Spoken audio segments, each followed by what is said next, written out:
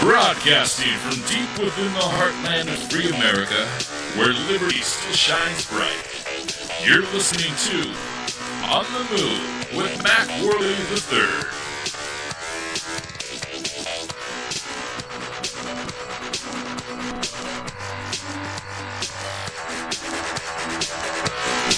Hello, MacPack. It's great to be back with you. You have to excuse me today. I'm a little bit under the weather. I'm suffering from a little bit of a cold here. Got a chest cold. Got a pretty bad cough. So you'll have to excuse me if I end up coughing on the air. I'll try not to do it directly into the microphone. But as I say, the show must go on, and I think it's really important that we continue to push the envelope of liberty, even if we're not feeling well, you know? And today, I think I would like to have a serious conversation or maybe some reflection, depending on if you guys are willing to get involved today, on 9/11. Today is September 13th.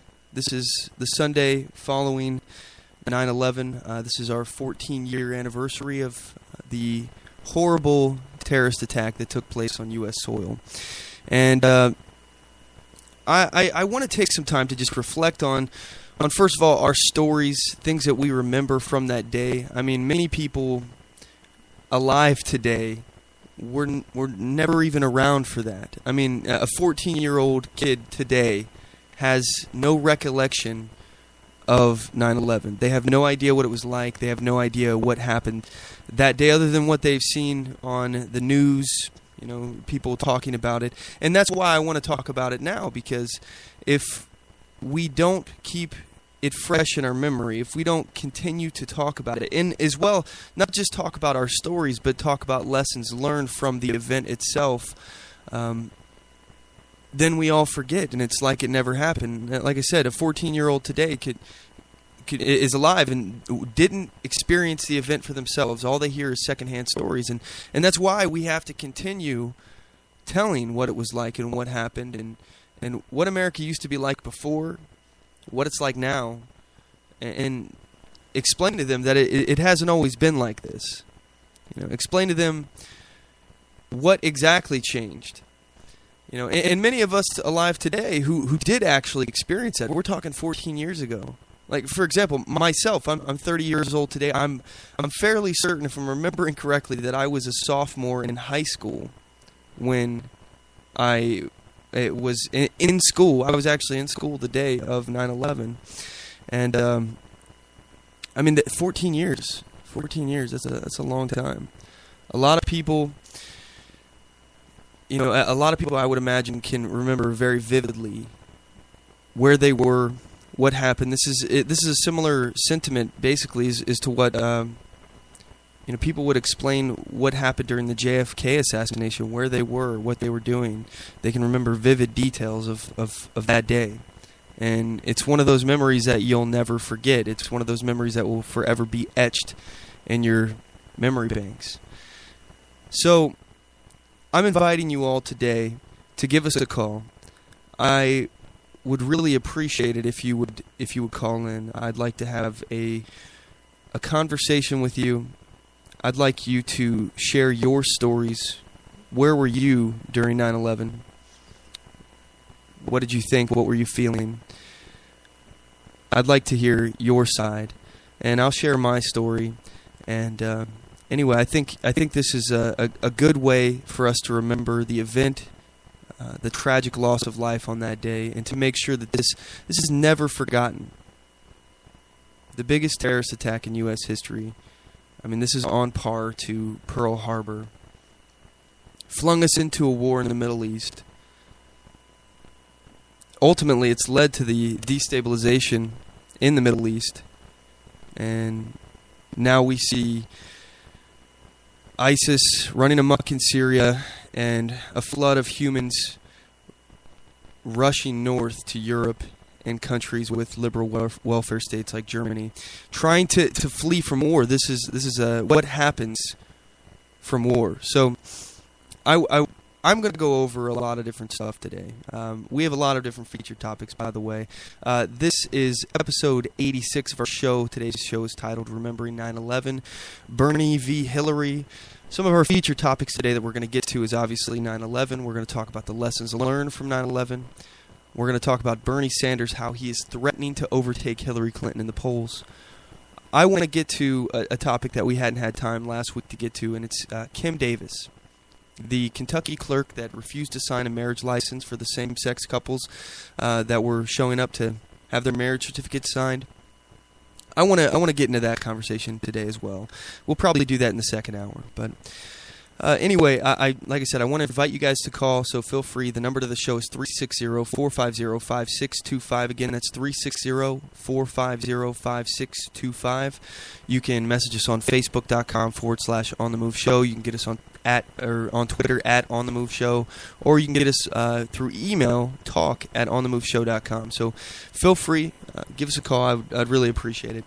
And anyway, at this point, we're going to go ahead and cut to a quick commercial break, and when we come back, we'll get right into my 9/11 story and some of my analysis on what we've learned from our involvement in the Middle East, from the terror attack on 9/11, and I'll give you some of my thoughts on it. So anyway, you guys don't want to go anywhere. We'll be right back. Oath Keepers is a nonpartisan association of current active duty military, reserve, guard, veterans, peace officers, and firefighters who will fulfill the oath we swore, with the support of like-minded citizens who take an oath to stand with us, to support and defend the Constitution against all enemies, foreign and domestic. So help us God.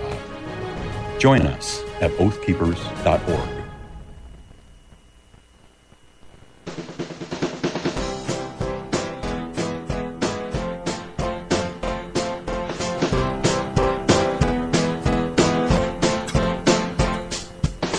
Support On The Move. Help us make this podcast bigger and better. You can do this by going to our store and purchasing one of our hundreds of products. All designs are original and made for patriots like you. Just go to cafepress.com/OnTheMoveShow. We appreciate your support.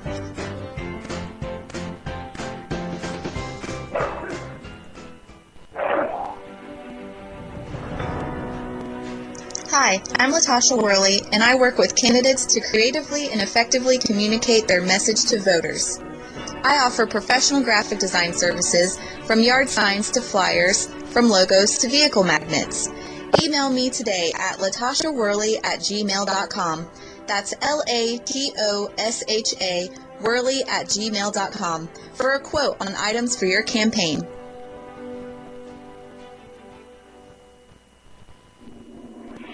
Broadcasting from deep within the heartland of free America, where liberty still shines bright. You're listening to On the Move with Mac Worley III.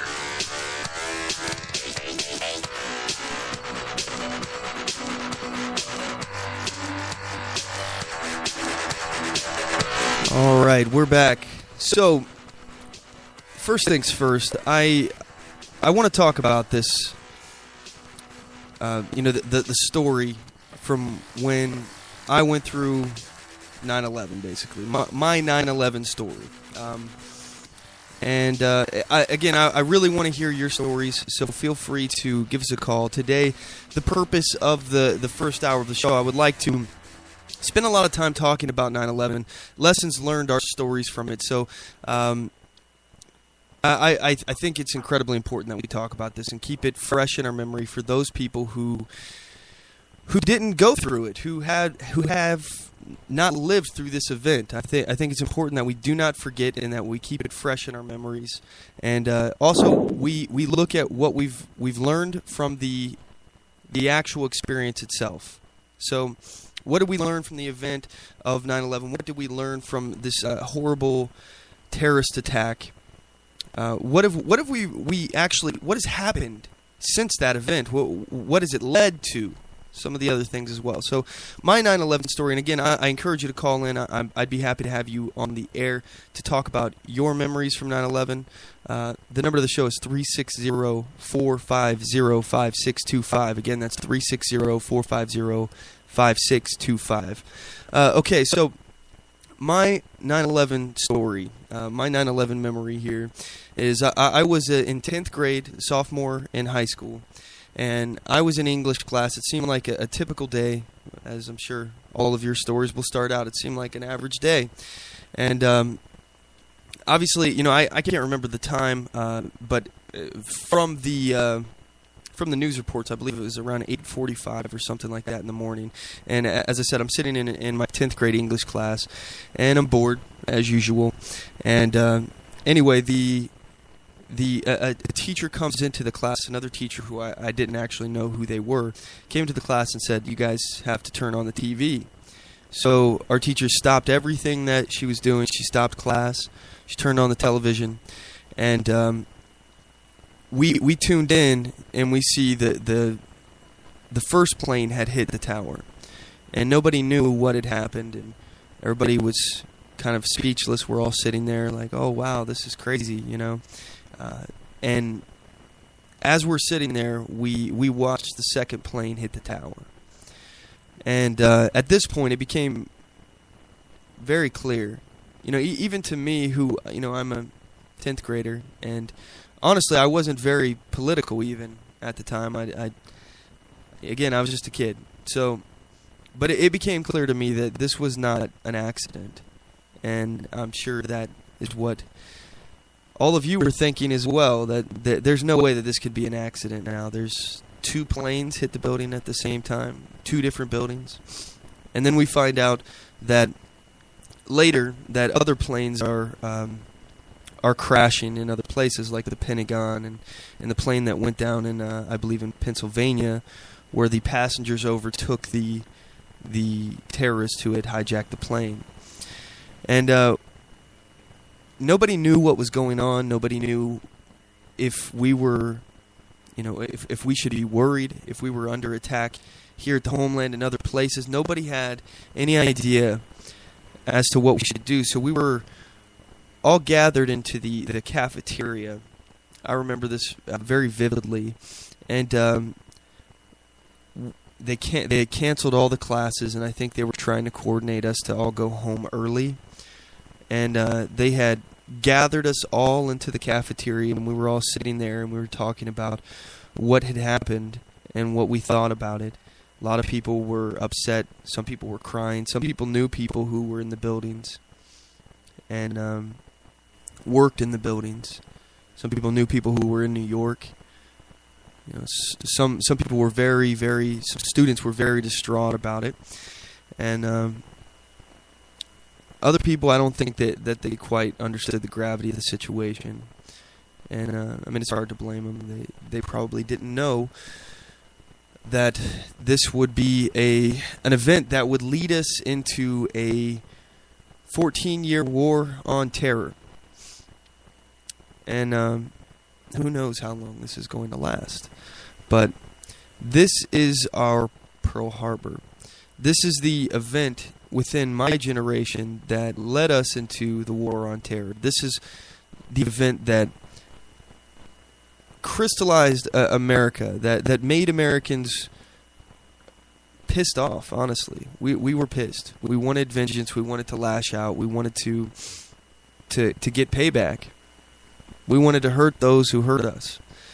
And because of this event, again, this is an extremely emotional event. This brought so many Americans together. We in a lot of ways, we came together more than we really ever have. In a lot of ways, many groups, we put our differences aside and said, "Hey, we got to get payback.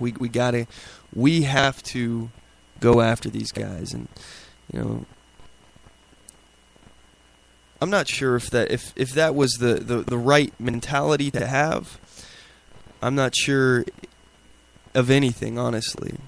My thought process on what happened. For me, I see this event bringing us into a war on terror, and I think we went about it the wrong way. We went into the nation building, the spreading democracy, spreading democracy agenda, trying to actually remake Iraq and the Middle East in our own image. We were going to conquer them, but we're doing it politically correct. We were saying we're not conquering them, we are liberating them. And I think that's it's an interesting concept, and it's something to be. There's something to it, saying that you're going to overthrow an oppressive dictator, you're going to topple Saddam. Now, I'm not a fan of Saddam by any means, and I think it's clear at this point that we all know that Saddam really didn't have a lot to do with 9/11. At this point, I think many people can say that we pretty much understand that Osama bin Laden had a lot to do with this. So, I mean, again, there's 9/11 truthers out there, people who think that the government is responsible for this, and for me, honestly, I don't know. I don't want to believe that there's a shadow government operating that would orchestrate this kind of event just to fling us into a war. I don't buy into that. My thought, at most, is that if they really wanted to go to war with Iraq, that perhaps they could have just let this happen. I don't know. Maybe they had knowledge prior to. I have a hard time believing that, though. So the point is, we were caught off guard, and a lot has changed. We invaded Iraq because of weapons of mass destruction that Saddam supposedly had. I believe that Saddam did have weapons of mass destruction. But at the same time, I don't believe that we should have went into Iraq in the first place, and especially trying to rebuild a nation. We completely destabilized Iraq. I mean, there's nothing that can be argued against that fact. Iraq was completely destabilized because of our involvement there. And granted, the dictator there was a horrible person. Saddam Hussein was guilty of tons of human rights violations. Tons of them. And ultimately, he got what he deserved. And I don't think anybody would argue that. I don't think anybody would argue that, he was a good guy. But he wasn't responsible for 9/11. So with that said, we were lashing out at the wrong person. We found the right target, so to speak, with Afghanistan. And we went after Al-Qaeda and their affiliates in Afghanistan. And by the way, if you're not aware, we're still in Afghanistan now. You don't hear about it on the news because we have a Democrat president, and as you all know, Democrats, they don't like war. So, and this is the president, Barack Obama, who was awarded the Peace Prize, the Nobel Peace Prize. So, how could he be involved in war? I mean, he tried to get us involved in Syria, but I digress. He was supporting the Syrian rebels. But the point is that we found the right target with Afghanistan, and now we're still there, and people are still fighting, and a lot of people don't really know why anymore. A lot of our soldiers coming back, they don't really understand what we're doing there because, it's this nation building situation. We're trying to train up people who don't really want to fight for their freedom. I'm all for getting rid of dictators. I'm all for, liberty of individuals. But the people have to want it. The people that you're liberating, they have to want to cast off their chains. And I don't think that the Middle East is quite ready for that. And I don't think that this can be a movement that is led by a foreign nation. Can you imagine? All right, let's reflect back in American history. We were trying to cast off our chains. We were trying to get rid of the oppression, the taxation without representation from Great Britain. And we had suffered a lot of transgressions from Britain because they were trying to get their money back from the war. I think it's the I can't believe I'm forgetting this. I think it's the the French Indian War. I think that's it. I'm pretty sure that is the French Indian War. And basically, Britain had spent a lot of money in the colonies trying to protect the colonists during this conflict. And they were trying to recoup some of these costs because it was very expensive. It was a very expensive war for them. So they jacked up the prices. They jacked up the tax revenue coming from the colonies in an effort to earn some of their money back. They knew that there was no way that they'd be able to fully fund the war effort that was used in America's defense. But they were going to try to earn some money back. So anyway, the point is that they were trying to basically overtax, and the effort for liberty was pushed here in America. It was an American-led effort. It was something that we pushed here. And then we got the French to help us, but the French really didn't want to help us. And I believe it was Franklin who was in France, and he was working to get the French involved in the war. And because America, we basically had a very small navy, we didn't have the forces to really fight back Great Britain, and we needed an ally. But the effort, the people who were leading the cause were Americans. We were the ones fighting for our own liberty on the ground. We were the ones suffering through most of it. And I think there's something to be said about a war for independence that is being led by the very people who want to be free. The very people who suffered from the tyrants that they're trying to cast off.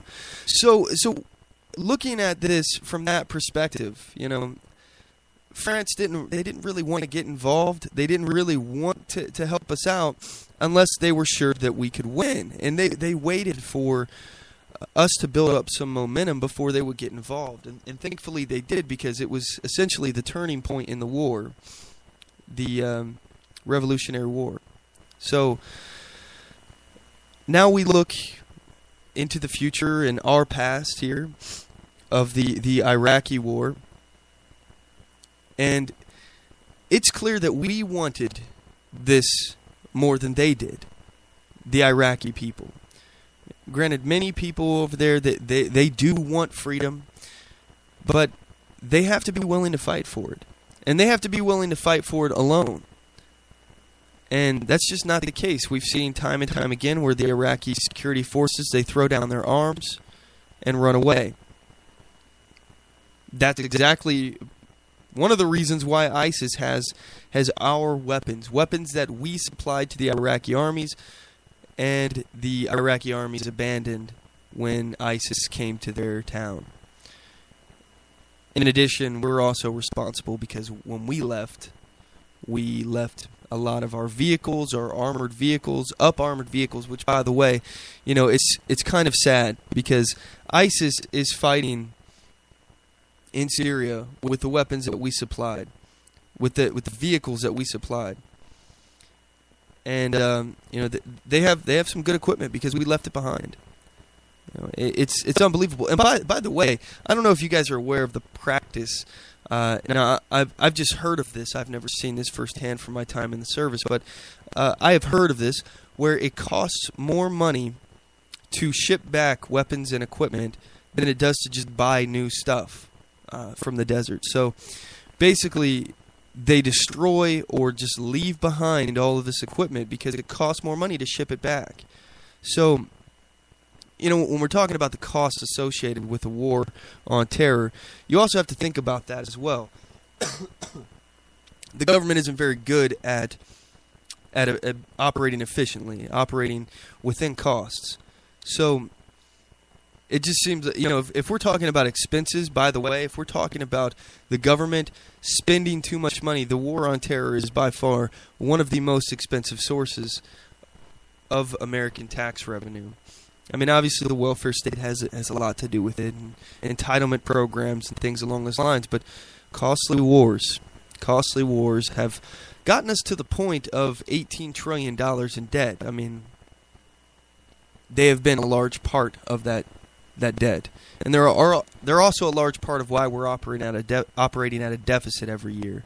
So something to keep in mind, you know. It's hard to be a small government person when you are for a never-ending war on terror in foreign countries, occupying foreign countries, keeping our men and women in harm's way. And I understand the sentiment behind it, and I've talked about it before. I honestly believe when we're looking at Iran, when we're talking about Iran, I think that that at some point here, this is going to come to a head. And I don't want to believe that we're going to end up in war with Iran, but I believe that Iran wants to kill us. I believe that Iran, if given the chance, would kill us all. They want to kill you. They want to kill your family. They want to kill your friends. They want to kill you just because you're an American. And ultimately, I think that it doesn't really matter what we want. If we don't want to be in war, that really doesn't matter. And when we start appeasing tyrants, when we start appeasing people who want war, I don't think that makes us any safer. I think, in fact, it actually makes us a hell of a lot less safe. Because it makes evil, which is what Iran is, by the way, not the entire country or the population. I just have to be clear about that, because the population rose up. There was a moment, I think it was in 2008 or 2009. I want to say 2009. This is when Egypt was rising up and the protests were cascading across the Middle East. And Mubarak was thrown out. And the people of Iran stood up. You know, Barack Obama, by the way, he had plenty of time to comment on Egypt. He had plenty of time to support the protesters, the youth in the streets, protesting the overthrow of Mubarak. But he had no time whatsoever to mention anything about what was happening in Iran. And I think that was our moment. That was the moment. The people who are evil in Iran are the leadership of Iran. The people who are evil, the people who want to kill us, the people who are supporting the message of death to America and death to Israel, those are the mullahs, the leadership, the Ayatollah. They believe that the Imam will return, which is essentially the Christian version of the Antichrist. If everything is reversed in this belief system, according to traditional Christian values, the argument, from what I understand, could be made that the Imam is essentially the Christian Antichrist. And anyway, this guy's supposed to come back and basically, after the world is on fire, by the way, the world is on fire, and the Imam, I think it's either the 5th or the 12th Imam, he's going to come back and champion the Muslim forces and essentially get them to the point of a caliphate worldwide, a global caliphate. And that's where, excuse me, by the way, like I said, I'm sick. So anyway, the caliphate will win in the end according to their belief system. And this is what the Ayatollah believes. And they believe that they need to set the world on fire in order for their Imam to return. It's their job to create the environment for his return. So that's why there's no mutually assured destruction. We've talked about that before. Mutually assured destruction, it's a concept where if we shoot nukes and they shoot nukes, we all are dead. You know, it's a deterrent factor. You don't shoot your nuclear weapons at another country because that other country, if they have nukes, they can shoot them back, and then we're all dead. So we're all mutually destroyed. That's that concept. But we don't have that with Iran. And Iran wants to set the world on fire, and Iran has said several times that they don't care if they're, and we're talking about the leadership, the Ayatollahs, the mullahs. They don't care if Iran is on fire. They don't care if Iran is laid to waste. Because in their mind, this movement, the caliphate, this whole process is bigger than Iran. They believe this wholeheartedly, and they're prepared to die for their belief system. So, why didn't Obama speak up when the people of Iran were trying to protest their dictators? He spoke up with Egypt. He didn't speak up with Iran. And it's clear that he doesn't want to topple Iran. It's clear that he wants Iran to continue doing whatever it is they're doing that he is supporting. I'm not sure where he's coming from. I don't understand his logic on this. I think Iran, the Ayatollahs in Iran, make the world less safe. So I'm not understanding. Maybe having an enemy out there is a benefit to an administration. I don't understand. But what I do understand is that he essentially went after one of our. Maybe you could consider this guy a shill. We're talking about the leader of Egypt. He was essentially an American puppet, a lot of people think, where he was in power and he basically did what he was told from America. And for some reason, this guy is an ally. This guy's an ally of America. And for some reason, he was supported to be overthrown by Obama. I don't understand it. But if your agenda, I guess, is to destabilize the Middle East, then that would be a good way to go. Egypt was considered one of the linchpins, I guess, the stabilizing force in Egypt. I'm sorry, in the Middle East. Egypt's army, it's a big army, and it was a stabilizing force in the Middle East. And to allow it to go out of American influence, to allow it to go in flux like it did, to definitely destabilize that area some more. And if you want to keep that area destabilized, why would you want to overthrow the Ayatollahs in Iran? Because they are a destabilizing force as well. It just seems to me like it's clear to anyone who's paying attention that Obama is actively working toward keeping the Middle East destabilized. Which is honestly why I don't think that we should be involved over there, at least trying to nation build, because if the agenda of this president is to keep the area destabilized, why would we assume that any efforts to stabilize it through democracy, which, by the way, is not what we are. We're a republic. And that's a very common thing that the left likes to do, is to promote democracy, democracy, democracy. Well, Karl Marx, the inventor of socialism, the guy who literally wrote the book on communism, he said that democracy is the road to socialism. So why are we trying to spread that to other countries? And why are we trying to nation build in countries that don't want it as bad as we do for them? I think it's a mistake. And I have some issues with it. But when we're talking about Iran, when we're talking about ISIS, there are some things that we can do. I think. Now, let's focus on Iran. First of all, we have the deal. And by the way, I heard a new poll today. I think it's important to talk about. This is a poll that basically said that 90% of Americans believe that Iran will violate the deal.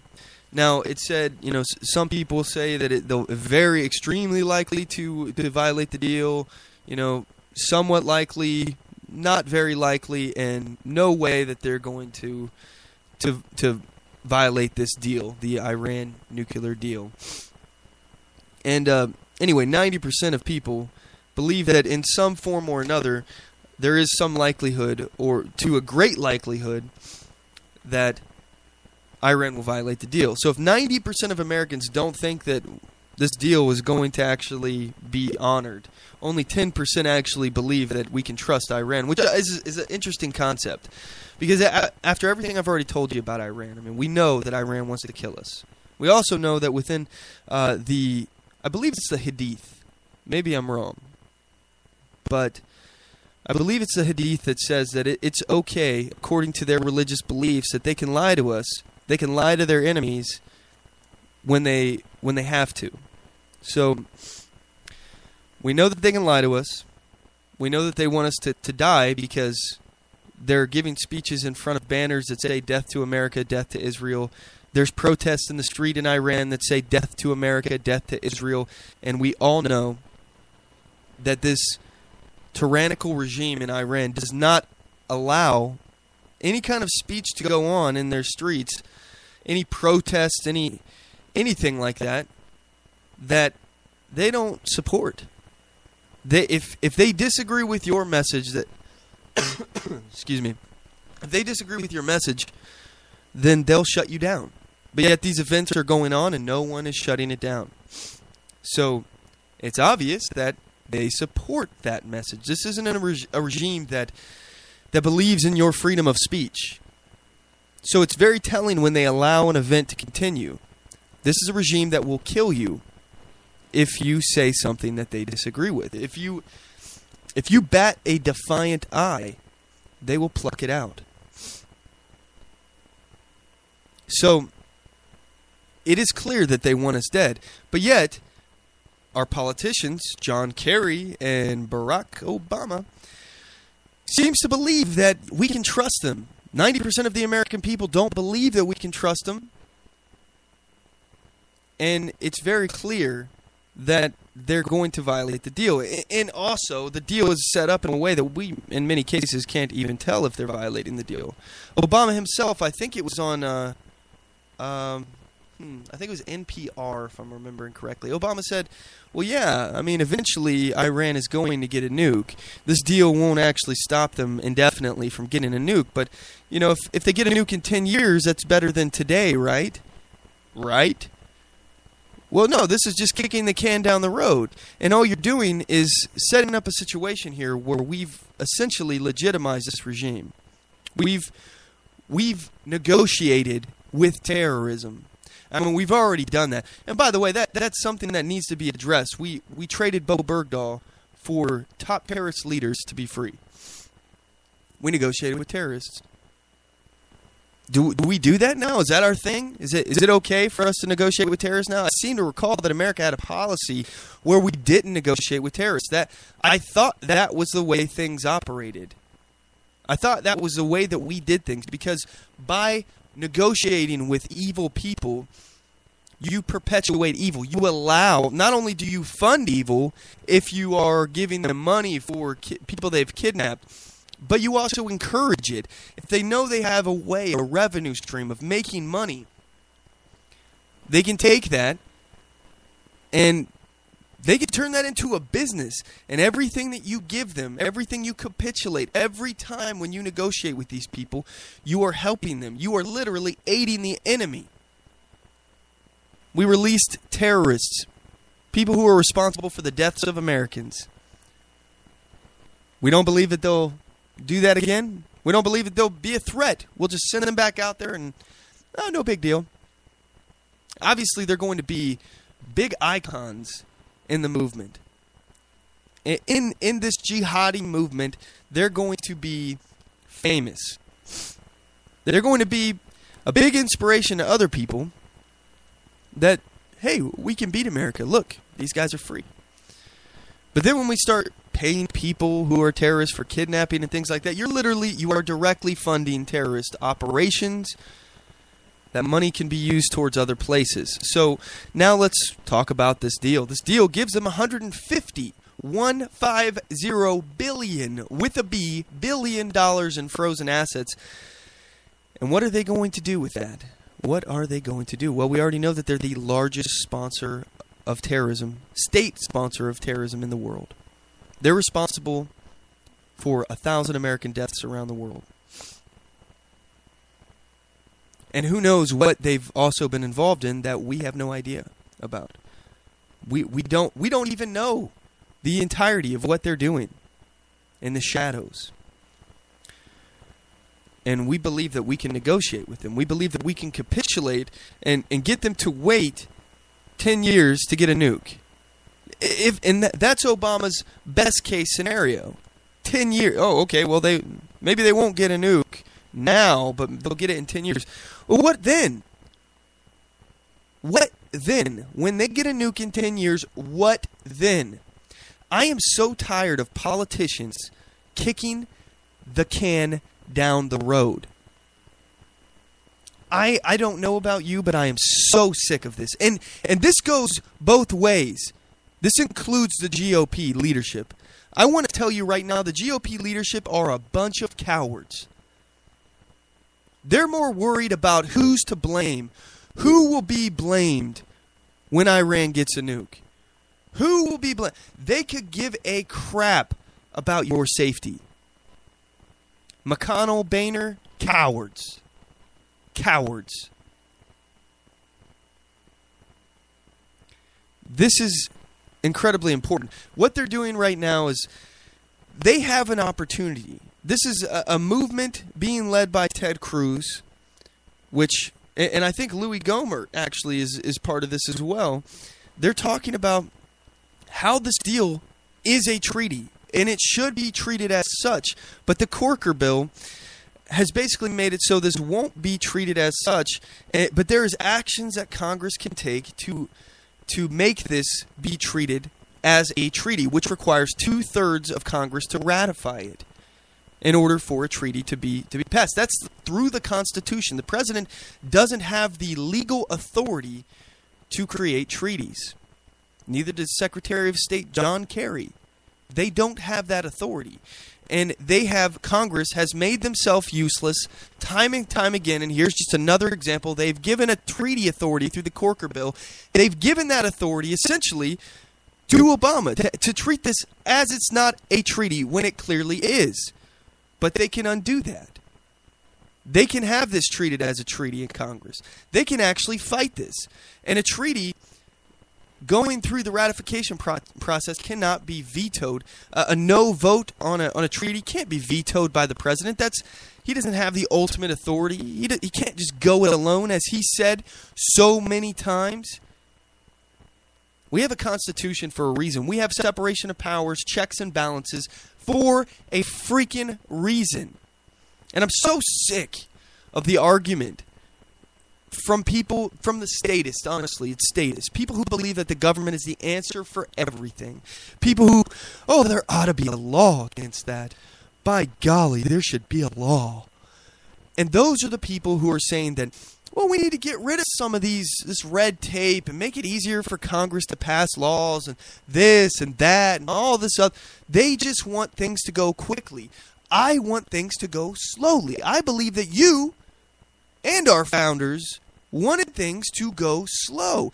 And why is that? Why is it important that we slow down government? We pull back on the reins of government and slow it down. Why? Well, because when there's an emotional event or emotional cause, we need to take time to calm down before we give up all of our liberty to a Leviathan that wants nothing more than full control over our lives. The federal government is trying to make these checks and balances go away. The federal government is essentially imperializing. It's putting more and more authority into fewer hands. And we have the branches of government, the separate branches of government that are aiding in the process. The presidency is becoming far, far too powerful. And it's our fault because we're asleep at the wheel. We're letting ourselves become charged emotionally when we should be taking that time to calm down. Last week I was mentioning every single one of us has taken a moment to calm down before we sent that text or made that phone call. Because we knew that we were going to say or do something that we probably would have regretted. And that's the same concept. And I mentioned earlier about pulling back on the reins of government. A lot of people don't know this. A lot of people see these all over America, but there's There's statues all over America, memorials of men on horseback. And the horseback, the horse, how he's standing, depending on how many legs he's on, represents if the individual on the horse, if the person being honored by the memorial was wounded, if he was killed in battle, depending on how many legs he was, that the horse is standing on, if one leg's in the air, if it's rearing back on two legs, for all four legs are on the ground. I don't remember what they symbolize now, but there's a symbology behind that. But in all of these statues, you see many people pulling back on the reins. They're pulling back on the reins of their horse. And that's supposed to symbolize, again, these are usually in front of government buildings or in public places, things along those lines.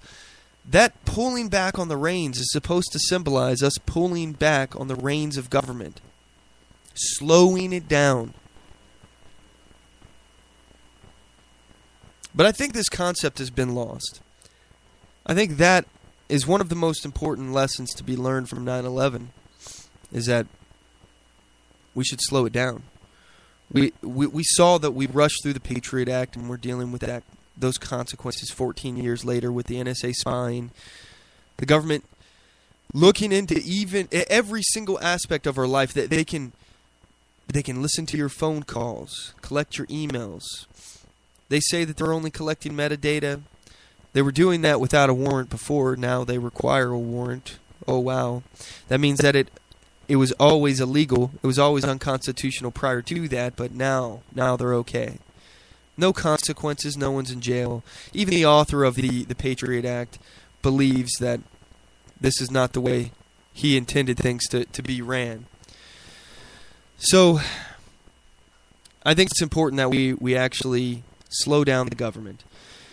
Anyway, we're going to go ahead and cut to a quick commercial break. When we come back, we're going to continue on in this conversation. So anyway, you guys, you don't want to miss the rest of the show. We got a couple other topics that we're going to get to. We're going to talk about some more lessons learned from 9/11. We're going to talk about how Bernie Sanders is threatening to overtake Hillary Clinton in the polls. I want to talk about Kim Davis, a Kentucky clerk that refused to sign marriage licenses for same-sex couples, and her subsequent jailing and release.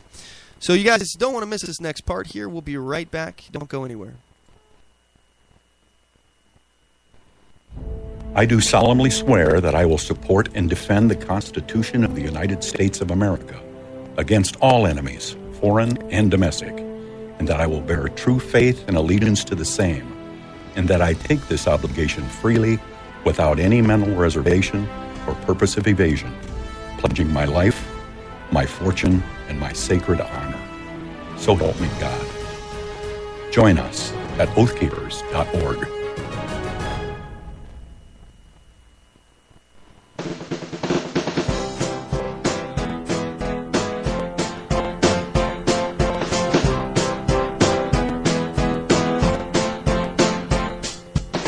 Support On The Move. Help us make this podcast bigger and better. You can do this by going to our store and purchasing one of our hundreds of products. All designs are original and made for patriots like you. Just go to cafepress.com/OnTheMoveShow. We appreciate your support.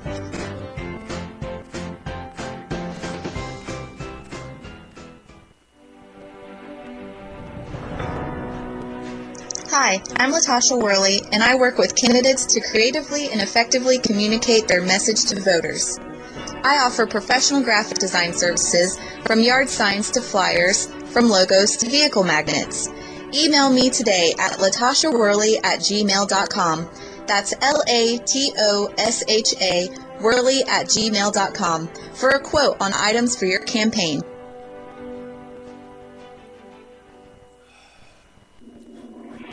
Broadcasting from deep within the heartland of free America, where liberty still shines bright. You're listening to On the Move with Mac Worley III.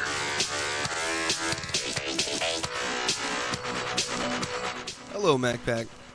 It's great to be here today, even though I'm sick. We are trying to push through here. I'm starting to lose my voice. I have like a fever, sore throat, real bad phlegmy cough. So, hope I don't get any of you sick out there. sure you may be sick of hearing me cough. Anyway, let's see here. We have a lot to get to today. We have a lot of things on the agenda. We have some featured topics that we're going to be talking about here in some pretty good detail. I want to get to, again, some of these featured topics. Bernie Sanders is threatening to overtake Hillary Clinton in the polls. We're going to talk about Kim Davis, the Kentucky clerk that refused to sign marriage licenses for same-sex couples. And we have a couple other topics that I want to get to. We were talking about lessons learned from 9/11 and how we should be restraining government and things along those lines. But before we move on, I want to actually introduce someone to you that you actually are familiar with. If you're a listener of the show, you've listened to every episode, or frequent listener of the show, you may have been familiar with this individual. His name is Mark Delphine, and he is a friend of mine. I think he's a very smart man, and I'm honored today to bring him on the show as an intern of our show here. He's our first ever intern. And first of all, hey Mark, are you on the line right now? I am, Max. Thank you. All right. So first things first, I just want to give everybody a heads up that both Mark and I are both sick. So this is this is a funny situation here. So basically, Mark contacted me about 2 weeks ago and said, "Hey, I'm looking to start a podcast of my own one day, and I want to. I've been told that it's something that people think I should do, and he was kind of interested in how to learn the process. And for many of you, I don't know if any of you know that. That's like, for me, that's the number one goal I want to do, is to inspire people to stand up for their rights, for liberty, and take the mantle in whatever way that they can. And I think it's awesome that Mark is trying to do that, and he wants to learn. And he contacted me and asked, if he could come on the show and just learn from what we're doing here. So, I'm honored that you would even ask, Mark, and I want to give you an opportunity to just kind of talk about some of your reasonings behind starting a podcast one day, and what made you contact me. Well, I would say it was you. I mean, you were a big reason behind it. I've listened to your show. I mean, we definitely are in agreement on a lot of different topics that that really need to be discussed, and I think more voices that can get out there and that can produce the kind of response that you're getting and that hopefully other like-minded people are getting, the better. And so I really wanted to be somebody that was a voice for change, but also somebody that could follow in the footsteps of yourself. I mean, the best leaders create even better leaders. So, yeah, kudos to you. that's definitely. I have a hard time looking at myself as a leader, and I always tell people that I'm not a leader. I want to inspire other people to be leaders. I don't want the attention for myself, and I'm not really interested in people looking to me for the answers. But I want people to be involved in the process and be able to think critically. And one thing I think is important to note, Mark, this is not your first rodeo, so to speak. You've been involved in politics, and you've been actually pushing for liberty in your own right. So give our listeners, if they're not familiar with your history, some of your background. Sure. Well, I was involved with the Libertarian Party since 2002. I got involved in a campaign for governor with Tom Cox. I'm not sure if you know him, but he had mentioned, we all met doing that video, but the basis of that particular election was that the Libertarian Party of Oregon was really gaining some momentum, and that particular race between the Republican and Democrat was extremely close. But the problem with it is that a lot of people think that, Republicans are Libertarians are kind of like Republican light or something like that. But what we found was that in that particular race, the Republican was very socially conservative and very fiscally liberal, which is the opposite of what the Libertarian Party stands for. Mm-hmm. So we got involved in this, and I really campaigned quite a bit because Tom was a very qualified candidate, very well-spoken, extremely intelligent. And a lot of people called it a spoiler election because the Democrat won by a lesser margin than Tom Cox got. And so that's a big deal when it comes to political relevance. And what we started to realize is that when we were getting ourselves involved as libertarians, we could change the direction of an election, which would then keep the rhinos at bay, which would then be able to keep people, hold their feet to the fire and keep politicians accountable. Because even though you might not necessarily be able to win an election, you can change the direction of it, or you can at least keep people honest, as honest as you can keep a politician. So the next election, which was in 2004, the Libertarian Party had asked me to run for state representative, and I accepted, and then I ran for state senate in 2006, and then state representative in 2008, which was probably the best of, I guess, would be my political career, only because of the fact that we got 5% of the votes. It was a very, very close and very dirty, bitter election. I mean, there was a lot of mudslinging in that. And I really felt as though our campaign came out on top. I mean, my campaign was really seen as one of those that was actually not slinging the mud and really full of integrity. And so, I thought, wow, maybe we have something here. And then it was even more interesting because in 2010, I was going to run for governor, only because of the fact that the Libertarian Party didn't have a candidate for that. And then I was actually approached by a higher-up in the Republican Party and said, you might want to go ahead and run for an even higher profile race, only because of the fact that the governor's race was going to be extremely close, like it was with, I think it was Kitzhaber and Dudley, for those of you who are in Oregon. So the whole idea was this particular race, I was able to run for U.S. Senate, and that really started creating a little bit more momentum, for me personally. But then I just started realizing just how dirty of the political landscape was. So I decided, I'm going to take a step back and kind of focus on business from that point. So that's kind of where you and I really got involved because, through the Business of Equality Fund, and then, the rest is history. Yeah, yes. As they say, the rest is history. So, right. Okay, so for everyone out there, Mark's going to be joining us on the air. He's going to be commenting on the issues with me, and basically he's going to be learning the ropes of how to do this. And I really do encourage you one day, Mark, to set up shop on your own, man. I give you my my full endorsement, and I wish nothing but the best for you, man, because like I said, I've worked with you. I know you. I see where you stand on the issues, and I think you and I typically we are going to be falling on the same side of a lot of these issues. However, I'm really looking forward to finding those areas that we disagree, because that's where I think we learn the most is where when we're challenged on issues and we start giving that creative process, that critical thinking of how we can defend our positions. If we can defend our positions, and if we can't, I've changed since I've been doing this show. By the way, I've changed my mind on several issues. I would say that the biggest one is the wall, securing our borders with the wall. I had a conversation with Allison Bricker of LibertyTalk.fm, and she convinced me that a wall is a bad idea, and making things, making arguments that I had never really given any consideration, and I think that's what we get out of being pushed and challenged on issues, because we may never have looked at something in a different way. I'm just curious, Mark, what do you think about a wall? Unless it's an album by Pink Floyd, I'm opposed to it. I have to tell you, it's the kind of thing that to me just seems so un-American, but it's also it's if people are really wanting to get into this country, they're going to do so, and it just makes us look so.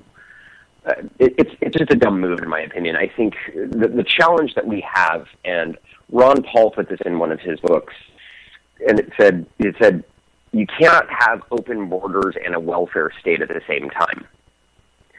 And I think the real challenge that Republicans and the right are having with this is that they're trying to maintain the integrity of the country, the border of the country, the language, the culture of the country, without really seeming racist. Because the moment you throw that racist card out there, it makes you just look horrible, and it just, people will not, they're not going to listen anymore. And this conversation really needs to be had, because this country really does need to preserve its integrity as the United States and not, the United Nations of North America. And so we've got to have something in place that allows for citizenship to be earned in a fashion that doesn't violate those people who've come here and who have done this legally, but that also doesn't reward people who are doing it illegally. Yeah, I just don't think a wall is the right response for that. Absolutely. Yeah, and I agree as far as where you're coming from on not wanting a wall. I mean, I understand the PC issues related to putting up a wall. It does look bad. But honestly, I could give a crap about that aspect of it. For me, yeah.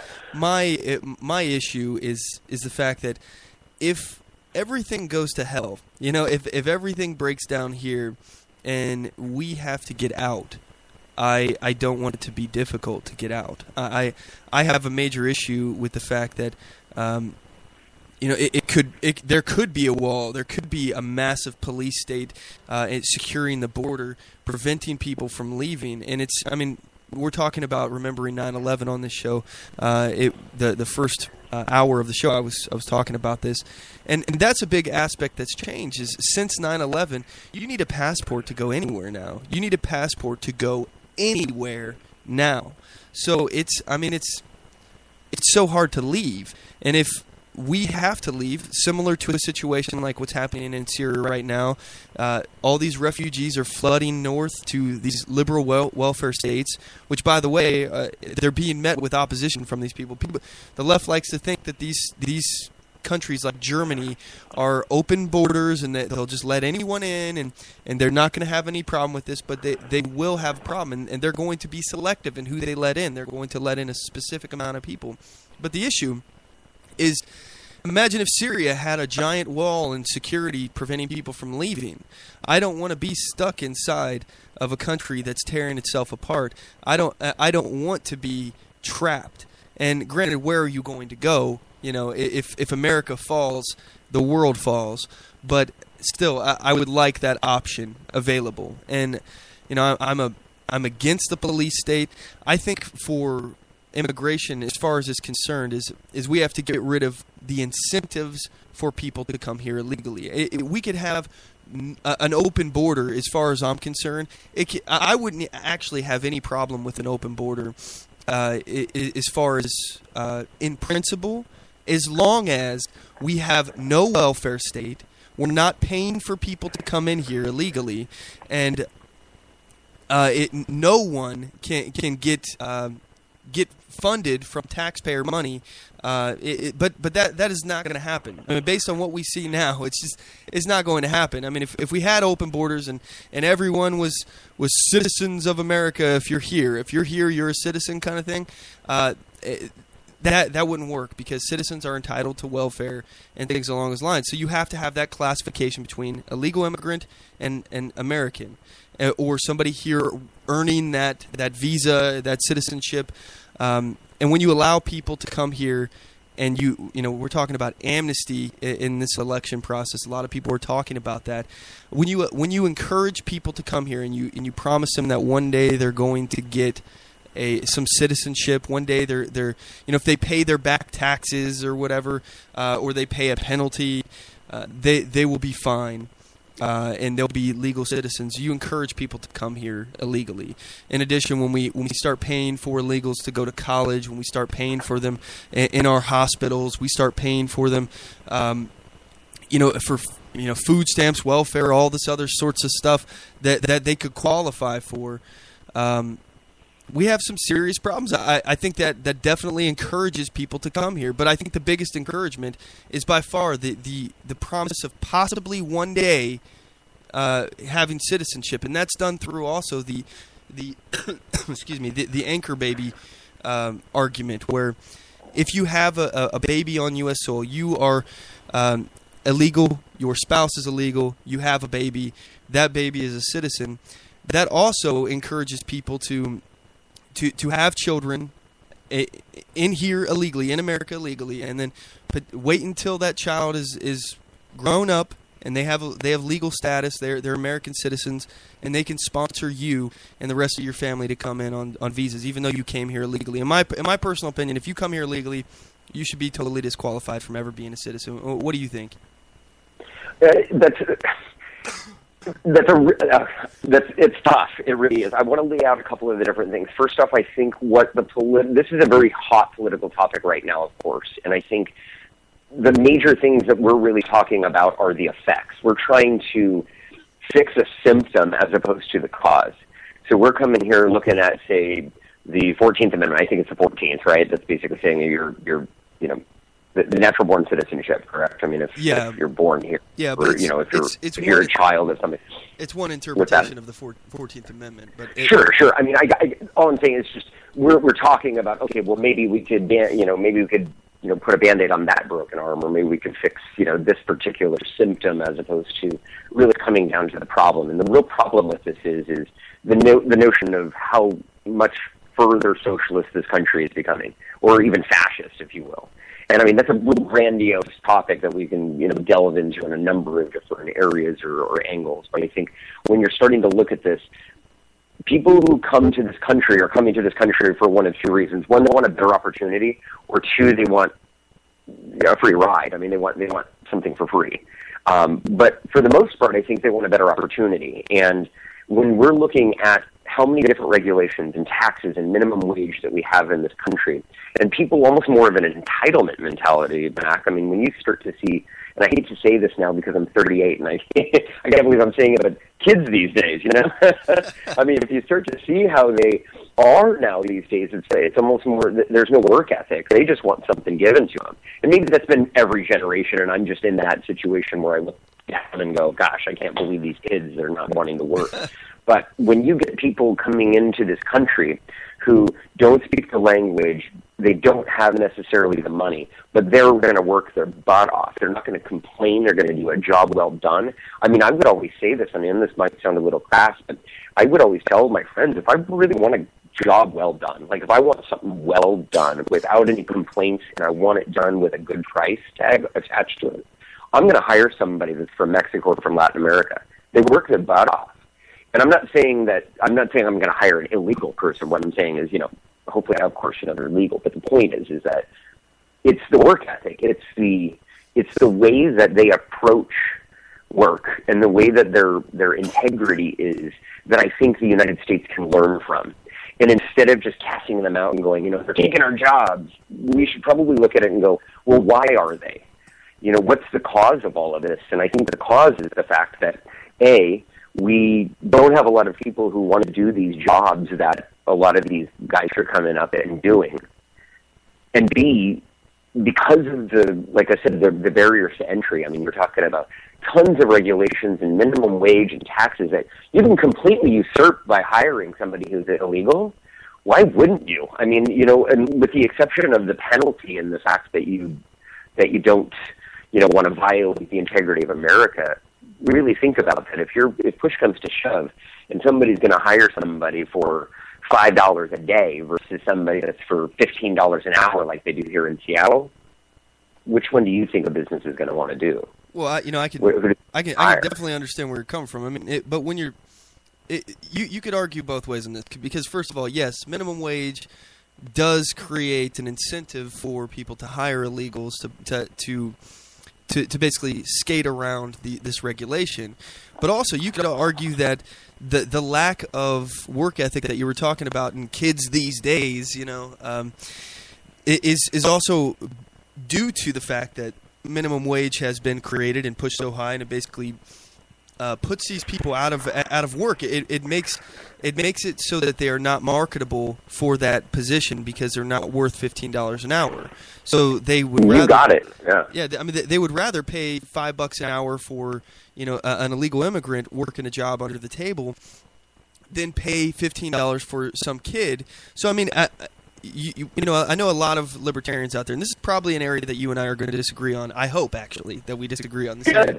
But a lot of libertarians, they don't believe that illegal immigrants take jobs. And I would argue, yes, they do. This exact situation right here is why. Because the employers can get the illegals to do the job for $5 an hour. Granted, they should be able to contract and make deals.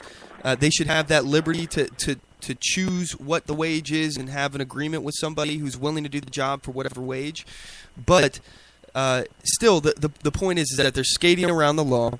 These people are doing it and hiring illegal immigrants, and therefore they are basically negating anybody who's starting off in the job market, their ability to get the work, the low-skilled labor jobs that we all started at. You know, I started my first job ever. I'm pretty sure, if I'm remembering correctly, I think my first job ever, I was like 15 years old, and I was working in a greenhouse area. So my job was basically to bag mulch and throw it onto these pallets and drag these pallets all the way down to the greenhouses and stuff like that. It was a dirty job. It was a hard job. And you know what? It gave me job experience. And then I went on to do other things. And, that experience I carried with me. So, and it taught me the value of hard work and taught me the value of $1. But by not allowing our kids to operate, not allowing our kids to get these kind of jobs experience, I think we significantly harm them. And yes, it's part of the welfare state mentality, the socialist mentality, where everybody is entitled to a living wage, everybody's entitled to a certain amount of money. Yeah. But I think that illegal immigration has an impact on that, because what you see is that these jobs get filled, the low-skilled labor positions get filled by people who are here legally in many cases where you'll have employers doing that. And, it takes away jobs from Americans. Would you agree or disagree with that? First off, jobs can be created just like wealth. It's not just a select pie, and I think that's very... you and I might be able to disagree on that one too. I mean, when people say there's only a select amount of wealth in this country, no, it can be created just like jobs can. But yeah, I mean, if somebody comes here illegally and gets a job that could foreseeably go to somebody of low skill or low education or high, whichever way you look at it. But yeah, of course. I mean, that's, the more people here illegally that have jobs, the less opportunities that are available for people that are legally in this country.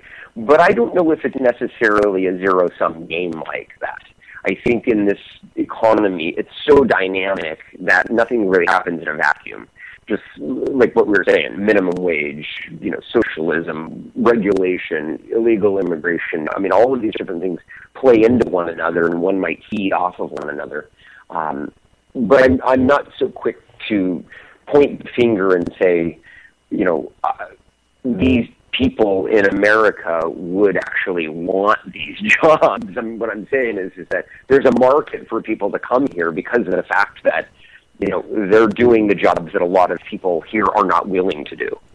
And you compound that with the additional layers of regulation and higher tax and higher amounts of money that you have to pay them, and then it makes it a little bit easier for them to do it. Sounds like you disagree. I disagree with that. I don't know. I think it's kind of a cop-out to say that illegal immigrants are doing the jobs that Americans don't want to do. I've done those jobs. I know so many Americans who started out doing those jobs. It's a great way to build work experience. Now, granted, we're having a situation now where people are pushing $15 minimum wage and stuff like that, and it's going to be difficult for low-skilled laborers to get work on the books because, why would somebody want to pay an American citizen $15 an hour to do a job that's only worth $8.50 an hour for them, basically, when they can pay an illegal? But here's the issue. People say that actually, you were just talking about how there's not a finite amount of jobs. People can create jobs, and I absolutely agree with that. However, it's probably again, I'm not looking at statistics here, but I would say that it's probably pretty low chance that a low-skilled laborer coming in this country illegally is going to be creating jobs rather than taking them. Would you agree or disagree with that? Oh, totally, absolutely. What I'm saying is that the dynamics that. I mean, we can get into business and entrepreneurship and talking about this and going, gosh, if I'm an entrepreneur and I'm starting up a business and I know that I can then create, something, and I can hire additional people that are low skilled for a low amount of money that are illegal, in parentheses, then I can also then go ahead and start, using some additional funding for capital like human capital to, increase the mid-range jobs that I could have with it. So again, it's very dynamic, and when you're dealing with an economy like that, when you're dealing with, say, a company that's growing, where are these jobs and what are the skills that are appropriate for them are the big questions. You're absolutely right. Somebody comes in, takes a job that is low skilled, that takes a job that could foreseeably go to a hardworking American like yourself that did this. What I'm saying is, why I started with this is that I don't know that a lot of people out there these days, they kind of want to cross the finish line before they even start. They want the higher pay before they even really get the experience under their belt, and they're being taught that that's okay because you've got things like $15 an hour minimum wage. So it's, again, I think it's the effect is what we're looking at as opposed to the cause, and I would suggest that the cause is something that we really need to start really looking at and going, okay, is it an illegal immigrant who's coming here? Is that the cause of all of this problem, or why is the illegal immigrant coming into this country, and why is it that they're illegal as opposed to coming here legally? Because for the most part, I would imagine most people want to come here legally. I mean, they don't want the threat of deportation. I mean, that tears apart their family. I mean, who wants to spend time in jail when you could just come here legally? So, maybe the big solution is making the immigration process a lot more simple. Or maybe it's a situation where, maybe we build a wall. Who knows? For me, like I said, I think that the biggest issue is the incentives. Why are people? Find out why they're coming here and remove that.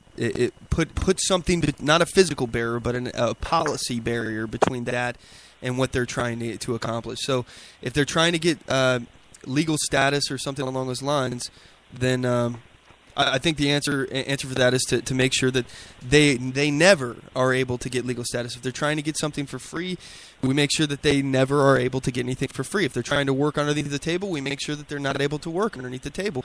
And if we do that, they end up self-deporting themselves. They leave on their own accord because they can't find that better life that they're looking for here unless they go through the legal process to do that. And I agree there needs to be a much faster legal process to get here.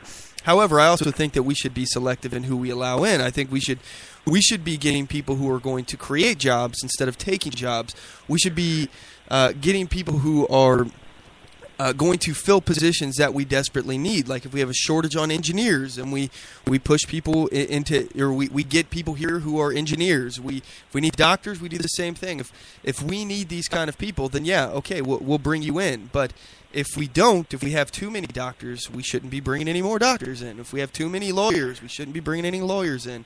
And you were talking earlier about people expecting to be able to make this living wage, or that they're expecting. Basically, this is an entitlement mentality. I believe is when you believe that you are entitled to something. And granted, that does have a real effect on policy, and I think that's why we're leading down the road towards socialism, where we're getting closer and closer to where the government is supposed to be daddy warbucks, taking care of you every aspect of your life. But I think this also leads into the real difference between expectations versus reality in the entitlement mindset, the entitlement mentality. Because kids these days may be thinking that right out of college, that they can go to college and they're going to get a high-paying job and they're going to be able to pay off the student loans and all this stuff. They may think that, but the reality is that the millennial generation, my generation, I'm one of the older millennials. We're living in our parents' basements. We're having trouble paying off this debt. Many of us aren't going to be able to ever pay off our student debt, and it's really different than your expectations. And granted, expectations are different than reality. You may believe that this is the way things are going to go, but if you can never get a break the way that you think that you're going to be just handed this job, this high-paying job, if that never comes to fruition, then you end up having to do things that you may not have expected or wanted to do. And one of those things is working in low-skilled labor positions. If you didn't have, granted, especially too, if you didn't go to college, you didn't have any education, you don't have any job experience, you're not going to just go get a high-paying job. And I don't think that you should, first of all. Places like McDonald's, places like any low-skilled labor position. Just imagine those kind of places. They're not meant to be a place that you can go and sustain a family of 4 or 5 with your wages off of that. They're meant to give you a stepping stone to higher level wages of employment. They are meant to carry you somewhere else. You need to show a history of being able to show up on work on time and listen to what your bosses have to say and gain skills and experience from your job. So, again, if we're filling these positions with illegals and they are taking jobs, I would wholeheartedly disagree with anyone who says that illegal immigrants do not take American jobs, because that's all they can do. They can't legally start their own business, so they have to. By the mere definition of what they are, their classification as illegal, they have to take a job under the table that would otherwise go to American citizens. And again, I have issues with the minimum wage and all of that. And actually, this actually leads me to a story here that I'd like to cover. We have I posted this story about McDonald's. This is in I think this is in Seattle. Give me 1 second. I'm bringing up the article, and it's talking about how minimum wage. Okay, yeah, here it is. It's McJobless. That's the title of the article. I think I read this. Okay, yeah, it's McJobless in Seattle as order screens arrive. Labor Day reality check for $15 minimum wage. So I'm looking at a picture here of 5 or 4 different kiosks in McDonald's that are going to be taking your order instead of having a cashier. And the article is written by Bob Adams on September 9th, 2015. It says, while it seems liberals may think that raising the minimum wage will excuse me, choke there.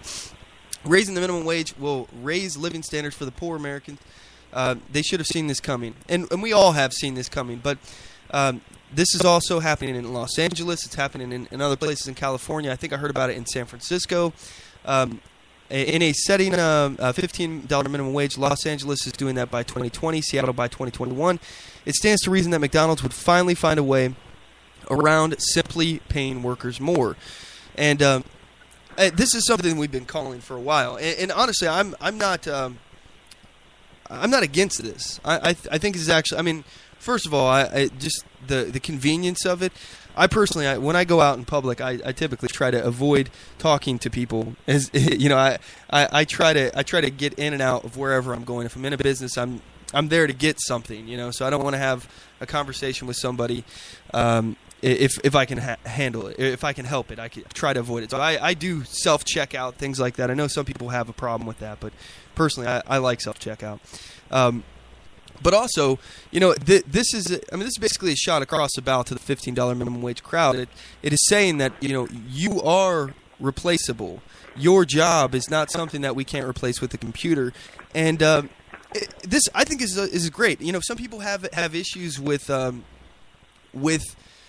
technology replacing people, but I don't, because somebody has to build these things. Somebody has to repair them. Somebody has to install them.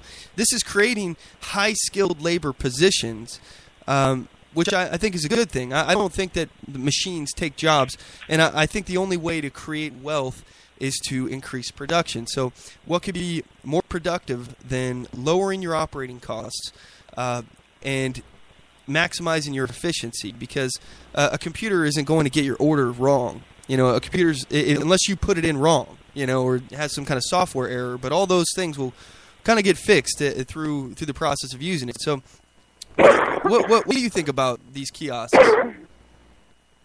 Yeah, well, I'm definitely. This is a result. This is an effect of what is going on when it comes to things like that. Not only do we have self-checkout because of the fact that I don't want to wait in line, or I can go ahead and do this myself, and I'm okay with that. But it is a result of the fact that labor costs are getting higher. If you look at any business, the highest cost out of any business is labor. is any, employees. Because not only are you paying their wage of, say, $15 an hour, but you're also paying the taxes on that, you're paying their Social Security, you're paying their Medicare. So there are a number of different factors that go into this, but primarily when you're looking at these kinds of things, it reminds me back of one of my Senate race when I was talking with Victoria Taft over in Oregon, and I had said something to the effect of, you want to know how, because we were talking about, everybody wants to create jobs, and they think that government can create jobs. So I'm like, you want to know how government can create jobs in 1 second? I mean, they can create 65 million jobs tomorrow if they simply outlawed farming equipment. Because you want to go ahead and start, you want to really start getting down to the nitty-gritty. I disagree with you. I think technology does, kind of take jobs. I mean, but not necessarily in a bad way. We have to adapt. I mean, just very much like, the television usurped radio, but not always, not altogether. Like the internet, has taken over television, but not completely. I mean, we have to adapt. We have to figure out ways in which to work around what's being developed. I mean, now they have machines now that pick strawberries. I mean, when you're talking about migrant workers, that's going to really derail a lot of that, necessity for that kind of labor. And so, yes, the technology that you're looking at when it comes to McDonald's or anybody in fast food is as a result of all of this talk of going, wait a minute, it's not market-based. And that's the major problem that I have with socialism, with Bernie Sanders, who, taking over the polls of Hillary Clinton is not only exciting, but really scary. I mean, the fact that this guy is getting such a following that people really think that this is a good thing, that they have absolutely no recollection or understanding of history and how socialism has failed its people every single time. I mean, when you're talking about a police state or, brutality from your government, it's almost exclusively from dictators or from governments that are doing this for the people, that are doing this for your protection. And it really all it says is that people are just so unaware, and they want something else outside of them to do something for them.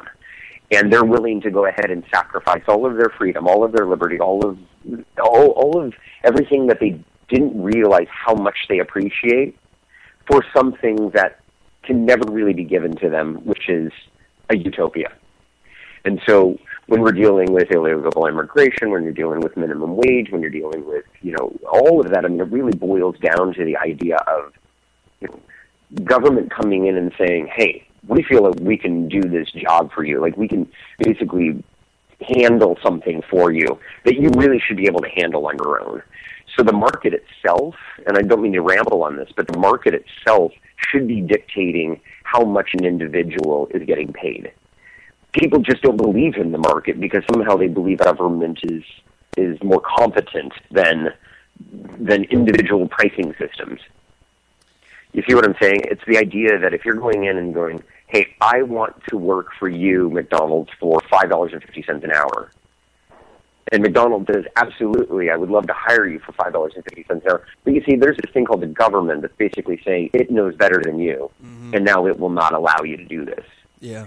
And that's where companies will find alternative methods. They'll find illegal immigrants who will do this under the table. They'll find machines. They'll create them that will do it for them. And it's just sad that people don't. And then once that starts to happen, then what do people do? Then they go ahead and say, well, let's put up a wall, or let's jack up the minimum wage, or let's try to fix this broken arm with a Band-Aid. And again, we're back to the same problem. Yeah, absolutely. And again, that's why I'm a big fan of free market solutions. That's why I think that the government is inefficient. A lot of people complain that the government is too slow to react. And I was talking about this issue earlier, as far as the government should be slow. Our government was intended to be slow. That's why we were given checks and balances. We gave our government separation of powers and things along those lines. And it just seems like more and more we're forced to find a way around the government, and the government's slow. And because they're slow, they shouldn't be relied on as an answer to all of our problems. We have a more efficient way of doing that, and it's these free market checks and balances. Basically, is your right to contract. If people don't want to do a job at $5.50 an hour, no one will do that job, and it forces the employer to raise the wage or find another way to get it done, either through an automated machine doing it or something else. Maybe they give benefits for the job, like healthcare and things along those lines. So it just depends on what they're trying to accomplish and what their circumstances. But for me, I just want to stick to this point, though. I just want to push this one home: is that wealth is created from production. The only way that you create wealth, and I'm not talking about money, I'm not talking about paper money, I'm talking about wealth. So the only way that you create that is to produce. And no one would argue that we'd be a more lucrative society if we just created jobs by outlawing, as you were saying, farm equipment, or we made it harder for people to build automobiles. Like if you couldn't use any kind of machines when building on it, you got to use only hand tools and no assembly lines or anything like that. You just only one person at a time working on a car. That would create a crap load of jobs, obviously, because we'd have tons of people working to build cars. But maybe cars would the expense for all that would drive costs for cars up, and maybe there'd be less of a demand for cars. And again, you're not maximizing your production, so you're losing wealth in the process. And no one would argue that as a society we would be better if we made things more difficult, except for the socialists and the statists who believe that by putting these infringements basically on the free market, on these free market solutions, that we can have a utopia. And that's the thing, I think you're right. We're never going to get a utopia. You'll never find a perfect world, and the more likely you are to getting a full government control over every aspect of the economy, the more likely you are to that turnkey tyranny switch just being turned on, and the government going tyrannical, the government going out of control. Personally, I want to restrict the government with as much red tape as possible and make them essentially useless. We've got way too many laws in the books as is. I think we need to really look at getting rid of some of our laws. I mean, we've got assault is illegal, murder is illegal, rape is illegal. We've got the main ones covered. We don't have to rush through legislation anymore. We're good. We can go slow. And if something needs to get passed through Congress, I think it should have far more than just bipartisan support.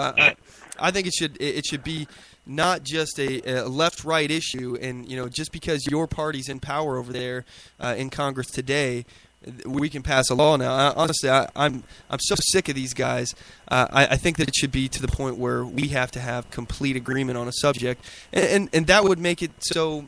I mean, even when you look back on 9/11, and I want to kind of go back a little bit actually when and hear your story on this, Mark. But the Patriot Act was pushed through pretty much unanimously. I mean, there was a lot of support on both sides of the aisle. 99-0. Yeah. Yeah. So one guy abstained, but 99-0. Yeah.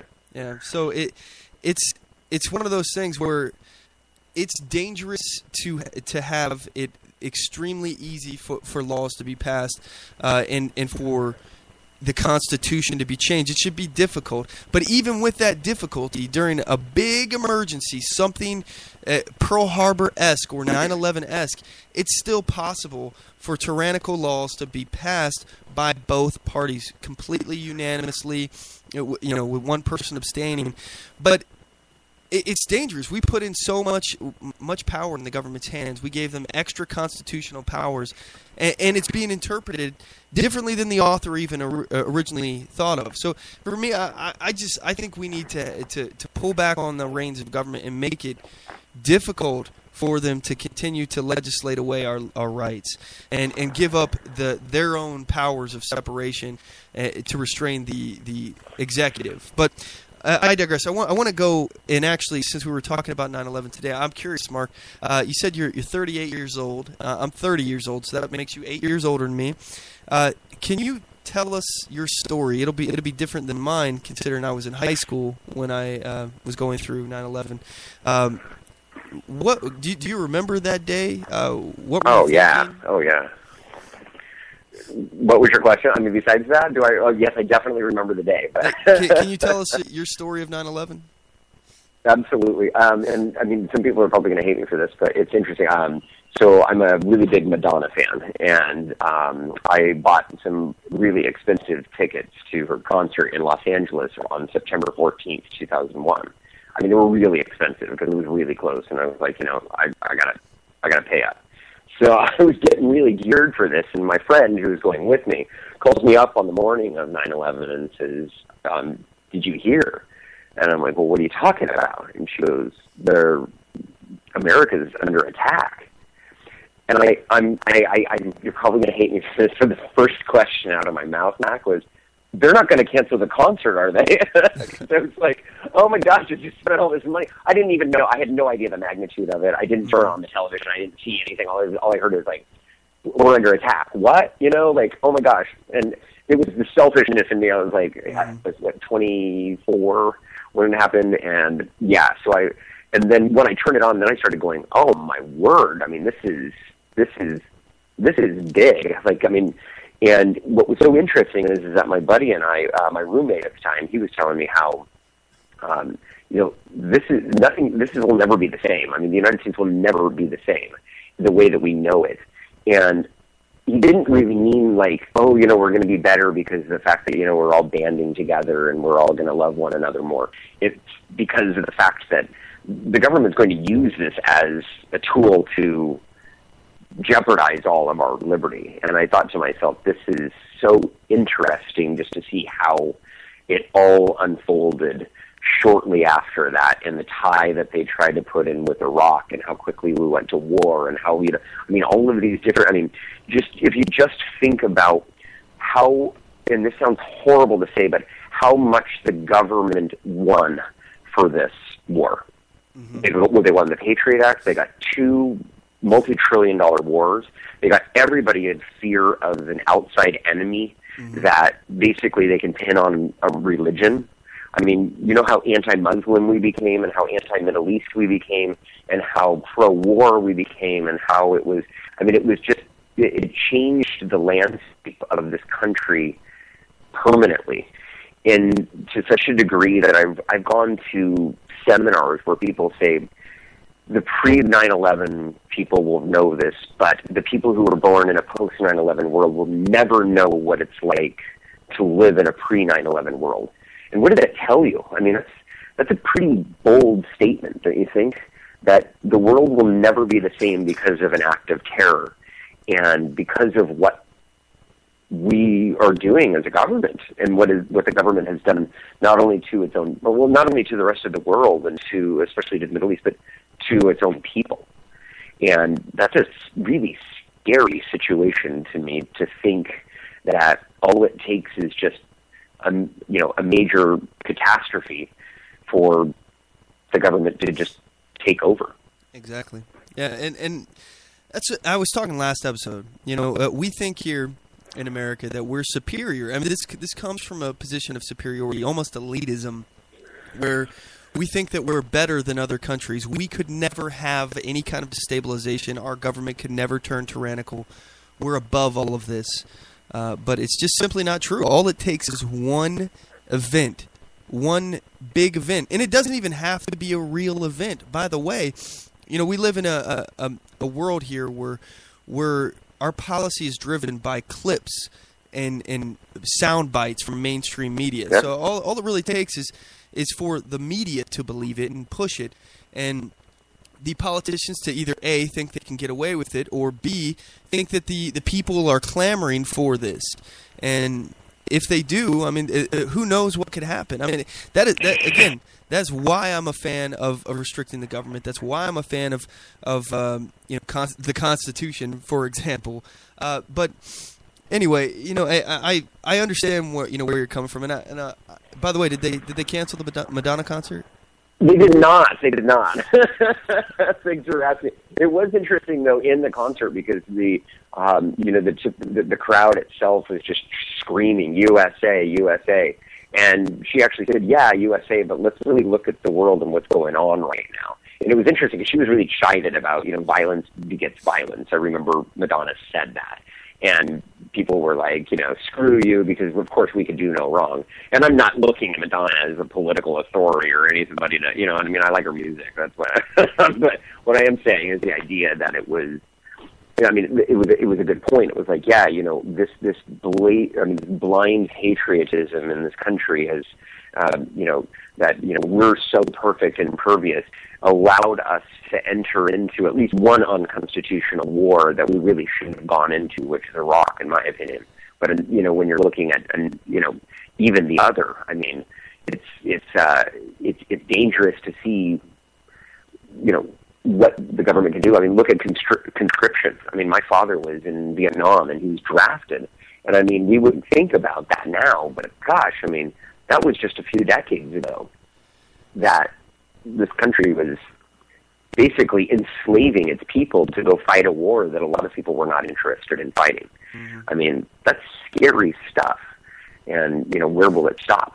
And you're absolutely right. How do we hold it to a point where, it can't do this when people are really just almost slaves to the soundbite? Mm-hmm.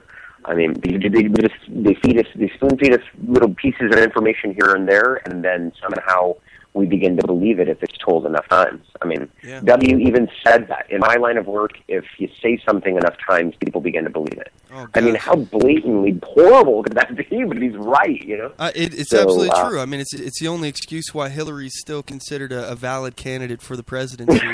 You're right. She's just been saying, I didn't say anything that was marked classified, and she's very careful with her language. And I've talked about this in the past as far as what she's done. It's completely illegal. Anyone else who did it would be in prison right now. But because she has sound bites and she's a Clinton, she can just keep repeating and saying that this isn't a big deal. It's all one part, one small part of a right-wing conspiracy against the Clintons. And anyway, Mark, we're gonna have to cut to a commercial break. Are you able to stick with us? Are you up for it physically? Because I know you're sick too. I am. I'm feeling a little bit better. Thank you. Okay, cool. All right. So we're going to cut to a break. Before I do, I just want to comment on a message we got from Mark Watkins on Twitter. It's at Mark E0209. Excuse me. He says, Buck Sexton calls us gray-bearded millennials, people that are at the end of the scale of the millennials, and we're the older so. But I don't think I have any gray in my beard yet, so I'm not going to call myself that. I'm just going to say I'm an older millennial. But thanks for the comment, Mark. We're going to cut to a commercial break. When we come back, we're going to dive into some of these featured topics. We've been kind of just talking shop here with Mark Delphine, our new intern, our first and only intern, by the way, for the show. And anyway, we're going to be talking about our featured topics, which are we want to get into Bernie Sanders, how he's threatening to overtake Hillary in the polls. I want to talk about Kim Davis, the Kentucky clerk that refused to sign marriage licenses for same-sex couples. So anyway, we'll be right back. You guys don't want to miss this. Don't go anywhere. Oath Keepers is a nonpartisan association of current active duty military, reserve, guard, veterans, peace officers, and firefighters who will fulfill the oath we swore, with the support of like-minded citizens who take an oath to stand with us to support and defend the Constitution against all enemies, foreign and domestic. So help us God. Join us at oathkeepers.org.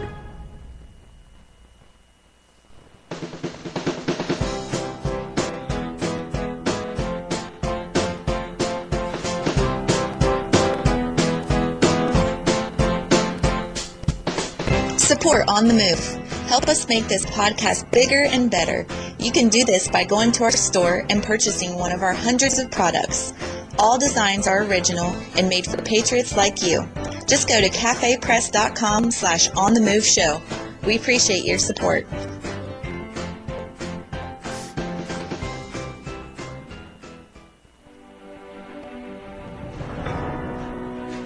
Hi, I'm Latasha Worley, and I work with candidates to creatively and effectively communicate their message to voters.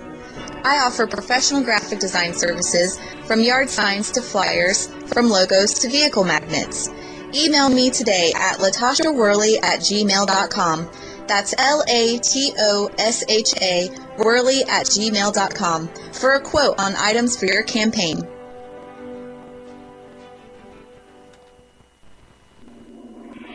Broadcasting from deep within the heartland of free America, where liberty still shines bright. You're listening to On the Move with Mac Worley III.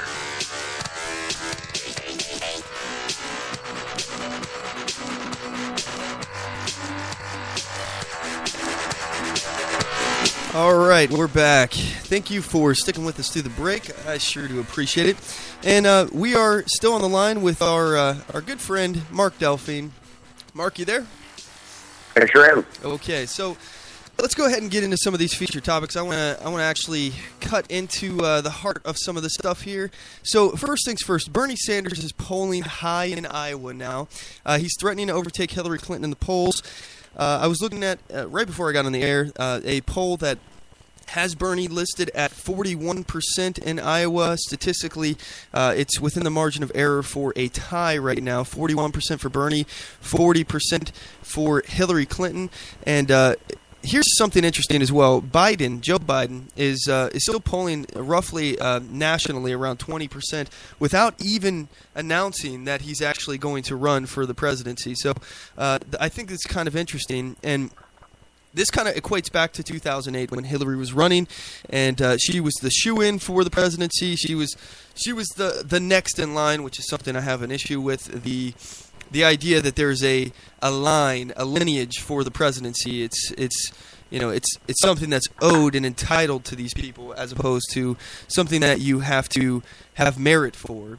But then Barack Obama came in and pushed her aside, Hillary aside, and he took over basically as the candidate. And I think here Bernie is going to do the same thing. I think he's threatening. So first things first, I want to point out here my thoughts on this, and then I'll ask Mark, see what he has to say. But for me, I think, number one, the Hillary email scandal is a big deal. Hillary-gate, email-gate, whatever you want to call it, it is a real scandal. And I think that I've also seen polls from that were conducted saying that the vast majority of Americans think that Hillary is dishonest and a liar. And it's really important that we keep this in mind, because her dishonesty is being reflected. The American people see this, and they are noticing. They are taking notice. So she's not the heir apparent as we're being led to believe from the Democratic Party. And I believe that Bernie Sanders, being that he is honest about what he believes, he is a admitted socialist. He wants social change here in America. He wants the government to be in control more. He wants to ban handguns in our city, or any guns that are used to kill people. That's his own words. He wants to ban guns that are used to kill. And as we all know, guns are all used, or could be used, to kill. So that's a real issue for me with Bernie. But he's honest about it. At least he's honest. And Hillary, we've seen that Americans don't think that she's honest. People think that she's a liar, and she doesn't really come off as being as socialist as Bernie. Now let's be clear. She's campaigning on the ticket, basically saying that she's a moderate, that she's not as liberal as Barack Obama, and when we look at the actual voting records, she's actually more liberal than Barack Obama when she was in the Senate or in Congress. I think she was in the Senate. Do you know, Mark? Do you know if she was a senator or a congresswoman? I think she was. Yeah, she was a senator from New York. That's what I thought. Okay, so when she was in the Senate, she actually voted more liberally than Barack Obama. So she's more liberal than our current extremely liberal president. However, she's campaigning as a moderate, and this is the one thing that I've said a lot. People don't like lukewarm. All right, if you are lukewarm in your policies, if you're neither hot nor cold, people don't like that. So people want to see a real bold colors, as Ronald Reagan said, bold color differences. Where do you stand? Why are you different? And I think that this is a perfect example. Bernie's message of socialism is resonating. I've heard it firsthand in colleges that I am going to. I go to college right now. I've heard people talking about Bernie. People like Bernie on campus. So, well, they love him. Yeah, they love Bernie on campus, especially considering he's talking about free college. And as we all know, nothing is free. Somebody has to foot the bill. But again, they love Bernie on campus, and this is a real issue for Hillary, for her campaign. And I only hope that when we actually have a GOP nomination and we select somebody, we have a bold color that will represent the opposite of Bernie Sanders. The opposite. Not for me, my pick right now, and I'm not married to this, but so far I've yet to see a candidate that is that is as good as Ted Cruz. That's my guy right now, as far as I'm concerned. But I don't think Trump is that. I know Trump is a progressive. I know his history, his voting. I'm sorry, not voting. His policy stances and the things that he supported in the past. I don't see if it's Bernie versus Trump. I don't see Trump winning in the end here, especially because right now the media loves Trump because, first of all, Trump is a progressive, and they know that. They let him get by with so many things that they wouldn't let anyone else get away with until it's the actual general election. Then they're going to, all the stuff that they've let slide before, they're going to pull out of the woodwork and just destroy him in the media.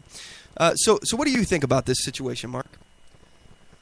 Just about Bernie Sanders, or what do I think about the political landscape? Or let's first start with Bernie. What do you think about Bernie's threat to Hillary? Do you think Hillary is going to end up getting the nomination, or do you think Bernie will? No, I'm pretty sure they're handing her the nomination. It's very much like, it reminds me when Bush Sr. was running for re-election and Pat Buchanan came in. Pat Buchanan took something like 35% of the vote, and Bush Sr. got 65%, which is normally considered a landslide. But because of the vulnerability that Bush 1 saw in this, it allowed for a candidate like Ross Perot to come into the race and then really shake things up. We never really know.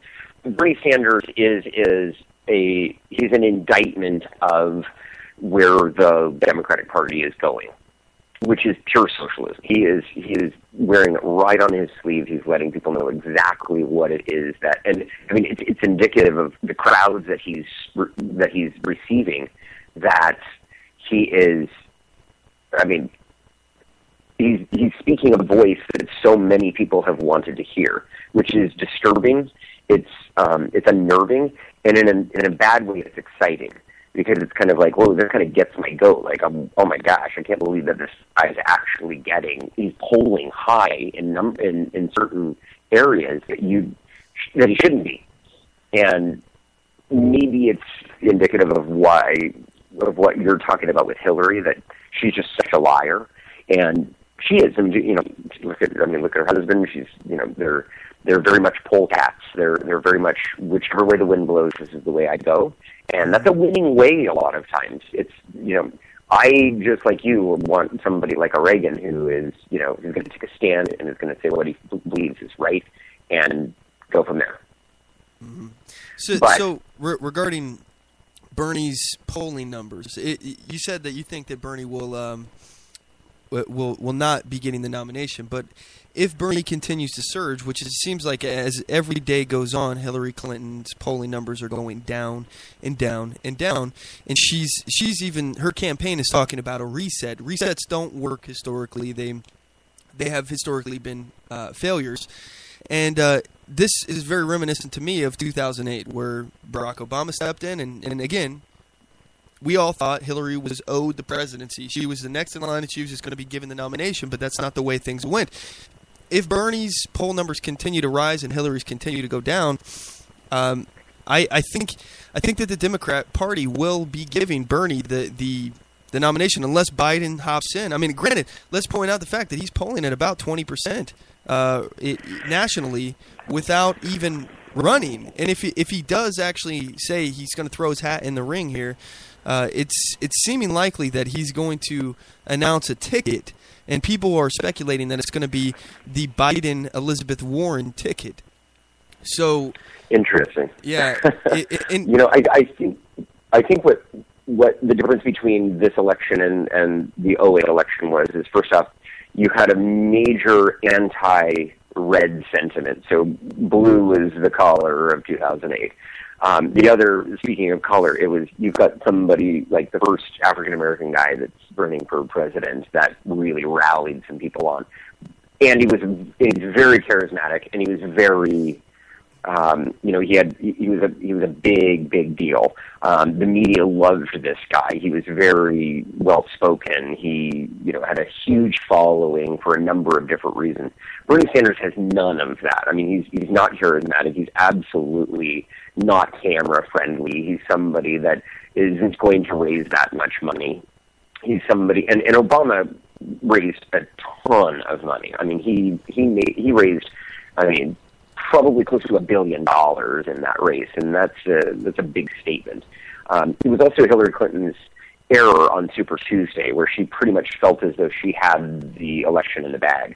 I don't think she's going to make these same mistakes again, but the problem with it is that she's 8 years older, and she really has nothing new to say, except a bunch of what people consider to be lies. And that's a big deal. I don't think Bernie Sanders is going to do it. I think you're going to have somebody that's going to pop up out of the woodwork. I hope so, because unlike you, I'm not a big fan of Ted Cruz. I'm not a big fan of any of the people in the Republican Party right now. If anybody, it's Ron or Rand Paul to me, but he's really not even that, he's not charismatic. He doesn't really have much, momentum on his side. So unless we have somebody like a Ross Perot, unless we have somebody that's really going to come up and, shake the cage, rattle the cage here, I think you've got a Hillary nomination, at least on the Democratic side.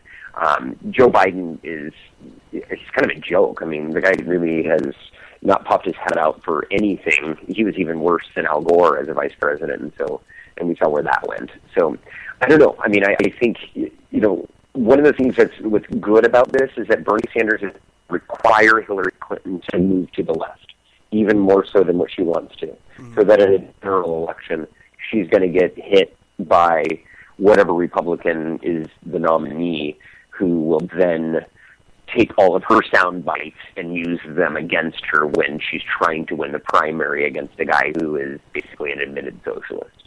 Well, you're talking about Hillary Clinton. In regards to Bernie, you were saying that Bernie is not good on camera, and he's not as charismatic. Well, and we're talking about Hillary Clinton's sound bites. So I just want to take a moment here to play a couple of Hillary's sound bites, and you guys just decide for yourself. Is this the woman you want for president? Here she is. It's loading. Sorry.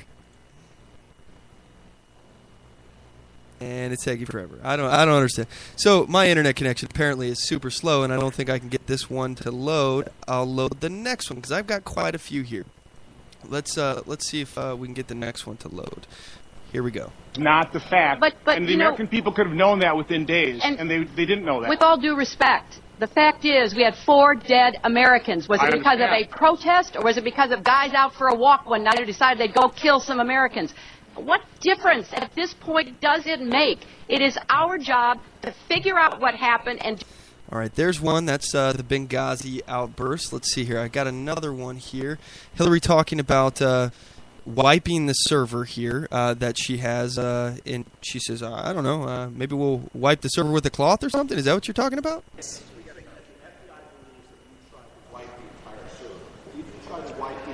So that there be no email, no personal, no official.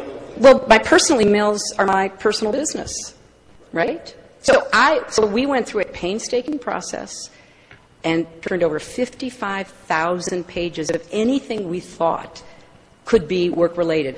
Under the law, that decision is made by the official. I was the official. I made those decisions. And as I just said, over 1,200 of the emails have already been deemed not work-related. Now, all I can tell you is, in retrospect, if I'd used a government account and I had said, let's release everything, let's let everybody in America see what I did for 4 years, we would have the same arguments. So that's all I could say. I'm not, I have no idea. That's why we turned it over. What, like with a cloth or something? Well, no. I don't know how it works digitally at all. She is insulting here. This is very insulting. All right.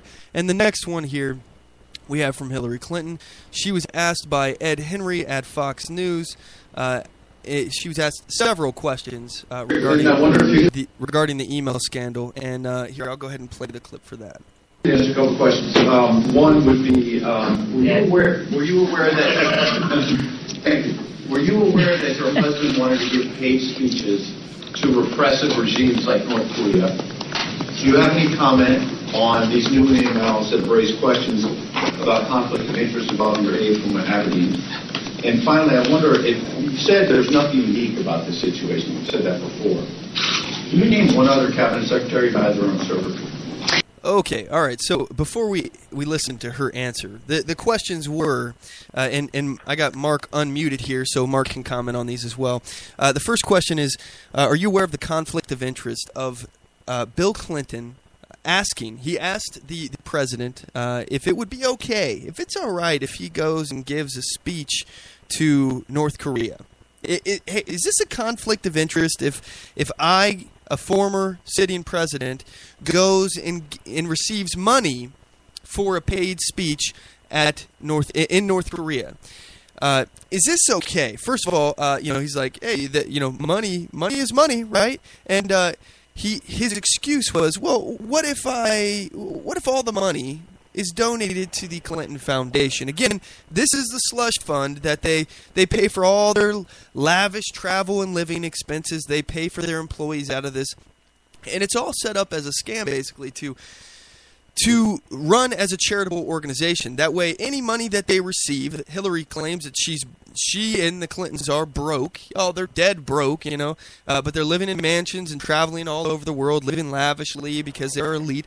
How they can pull this off, how they can say this is that, oh, well, we donate all of our money to charity, and the charity that they donate it to is the Clinton Foundation, which pays for their lavish lifestyles and everything else in the Clinton campaign. So they're not really dead broke, but they get to write off all this income on their taxes. So it's a shell game that they're playing with their money right now. And, as far as Clinton is concerned, Bill Clinton, he was trying to take what is essentially money from a tyrannical government, North Korea. And he had no problem doing this, and he tried to get justification. And President Obama, the administration, said, no, I don't think that's a good idea. You shouldn't do that. They denied him, but he still asked. So Clinton has asked about this, and she's also asked several other questions. First, Mark, what do you think about this? There's so much to say. I mean, she is really what she offers people right now. The only thing that she offers people right now is the fact that she could be the first woman president. She is she is so not a leader. She's not somebody, and I'm perfectly fine with a woman president, but I certainly am not fine with her. She's somebody that has proven time and again how she will lie at anything to win. I mean, it's win at all costs, and that's the Clintons. That's their motto, really. So the idea that Bill Clinton is going and speaking for a horrifically communist country that has absolutely horrible human rights abuses, and then takes money for it, is just it's just another step in a long line of steps of just bad judgment that these two have had. I mean, it's pretty clear to me that this is a marriage of convenience. I mean, they clearly are not really into one another. They're there because of the fact that she's running for office, and it's just sad to me that she's really the only thing that's being offered right now as far as a presidential candidate. And again, like I said, the only thing that she offers is a gender. And that's really sad to me that we're in a state of affairs that, you know, the person who has a very good chance of becoming our next president is only because of the fact that, because of her body parts. You know what I mean? This is something it's really not her brain. This is something that's interesting to me, because the left, they keep pushing this concept that gender is a social construct. I've heard this so many times, and that they don't believe that the gender is a real and verifiable thing, even though genetically, I mean, we have XY and XX chromosomes that are different, and that is science, and they talk about science deniers and whatnot. For me, I have an issue with the double standard on this one issue. Yes, okay, if I understand you want equality for women and all of that, but then at the same time they're pushing the gender conversation, where, you know, we shouldn't look at gender. We shouldn't even consider gender, except in the case of Hillary Clinton. We should elect her solely because of her gender. She's a woman, and we need a first woman president. It's hypocritical, and I think it's something that we need to talk about. Also, you were talking about the marriage being a shill, and it's right. I mean, you're absolutely on that. Hillary Clinton and Bill Clinton are a brand. It's the Clinton brand, and for them to get a divorce would to decimate that brand. You know, the Secret Service have coded Bill Clinton's his I guess the woman he's having an affair with, as codename Energizer. Apparently that was named by Bill. I don't know if that has anything to do with the fact of the slogan of Energizer keeps going and going and going. I don't know. I don't want to get into that, but it's dirty. And the point is, this is common knowledge. So back to Hillary. I'm going to play the clip so you can hear the questions of what she was asked, and I want to play her response to the clips, because we're talking about Hillary not being good on interviews, not being a good public face, not a great orator, and people not trusting her. So I think this clip right here highlights the elitism from the Clintons, and that they think that they're better than you. They're better than the public. They are owed and entitled the presidency, and we need to just sit back, shut up, and quit questioning their authority. Here goes. Clinton, I wonder if you could answer a couple questions. One would be, were you aware that thank you. Were you aware that your husband wanted to give paid speeches to repressive regimes like North Korea? Do you have any comment on these new emails that have raised questions about conflict of interest involving your aide from Aberdeen? And finally, I wonder if you said there's nothing unique about this situation. You've said that before. Can you name one other cabinet secretary who had their own server? Okay, so first question is about the speeches to regimes. Second question is about the conflict of interest with aide Uma Abedin it being involved in this email scandal. And then the third question was, oh shoot, I've already forgotten. Hold on, let me play that last bit again. You said there's nothing unique about this situation. Okay, about it not being unique.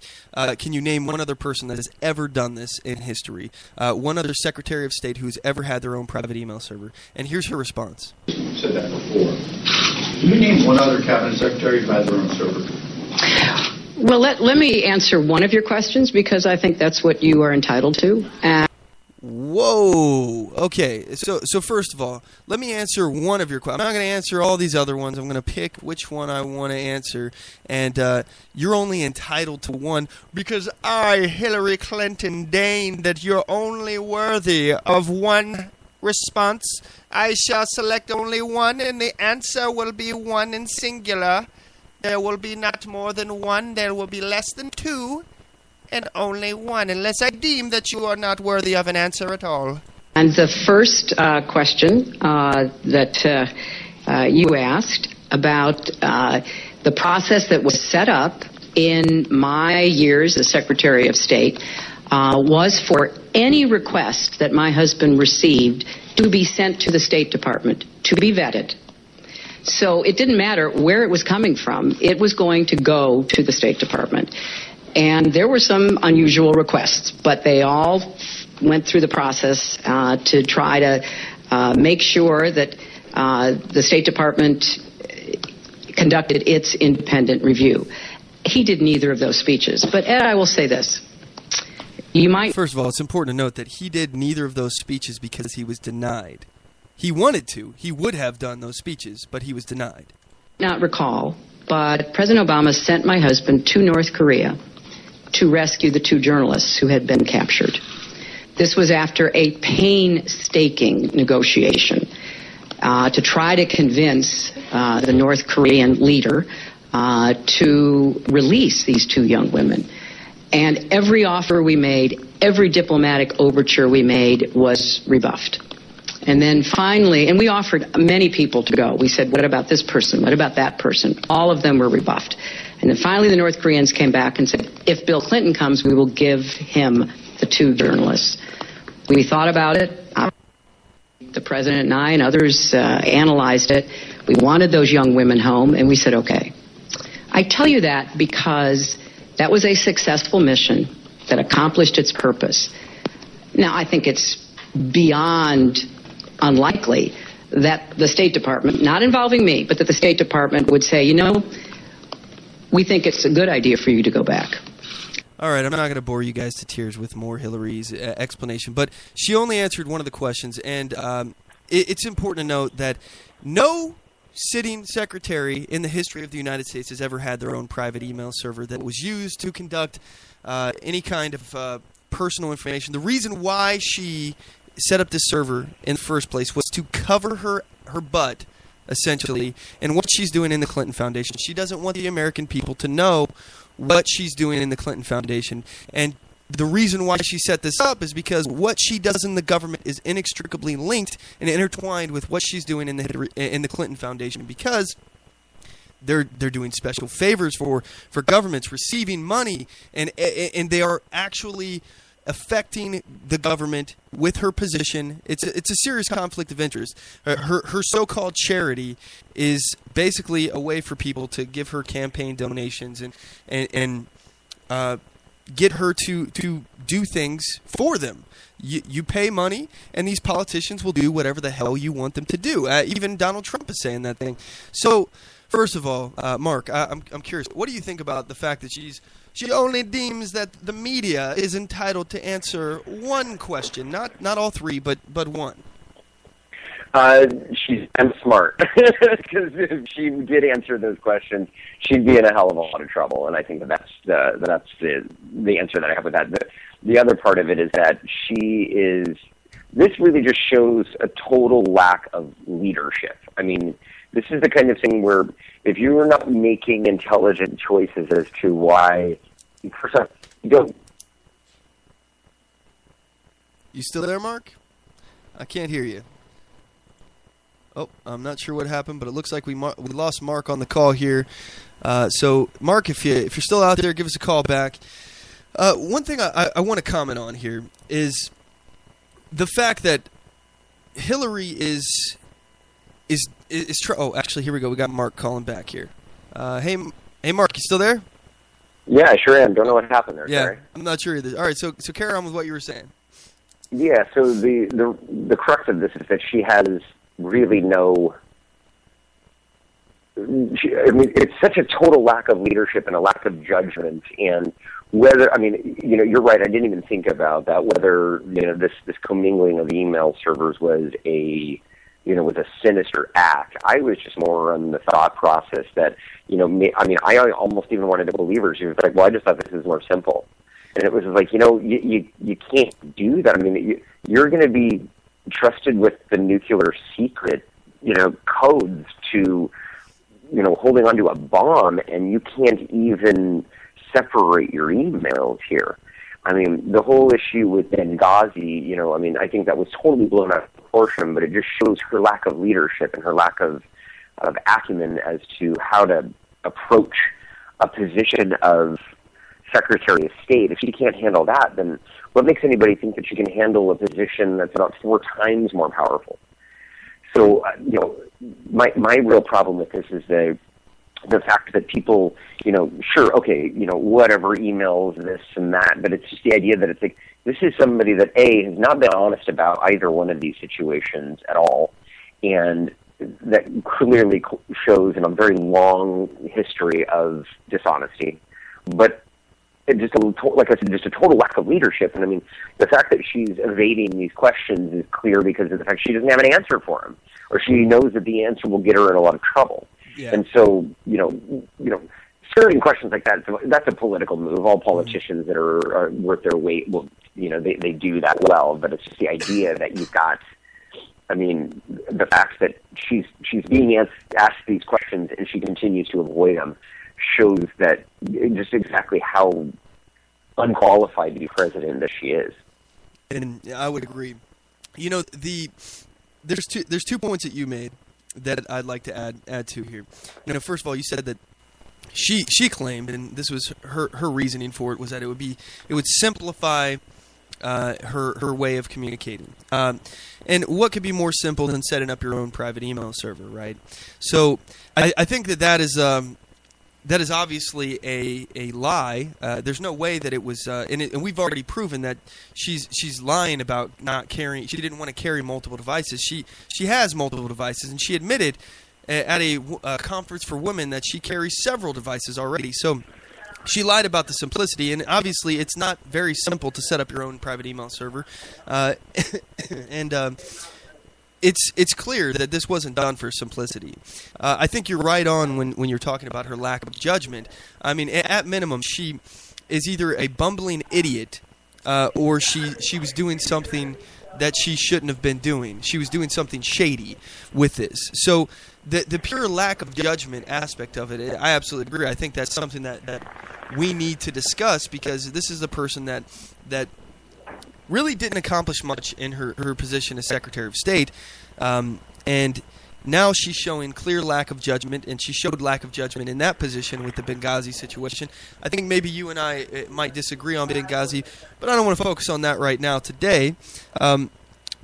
Moreover, let's talk about this clip here that she was saying that she only deems that Ed Henry was worthy of one question to be answered. I agree that you're right. It was a political move. She's not able to answer the questions, so she refuses to answer them because it would hurt her politically to be truthful. But let's talk about the media's role. The media's role in the way our government operates is for us to use the media to find out what's going on. So for her to tell the media, you're not worthy of me to answer, you're only entitled for me to answer one of your three questions, I think that's a slap in the face of Americans around the world. I'm not necessarily around the world, that doesn't make any sense, but Americans here at home. It's offensive to me that she would think that she doesn't have to answer. We should put her in office. We should give her the most power in the world. I mean, as far as I'm concerned, the President of the United States is the most powerful person in the world. And we should just give her, she's owed and entitled this position. And how dare you question her authority? How dare you, peons, question me? I'll answer what I feel you're entitled and no more. And you should be happy with it, because I'm a Clinton. Do you know who I am? I'm waiting for her to say, do you know who I am? Because that, honestly, I think that's her mentality. She's an elitist. What do you think about that, Mark? Oh, clearly.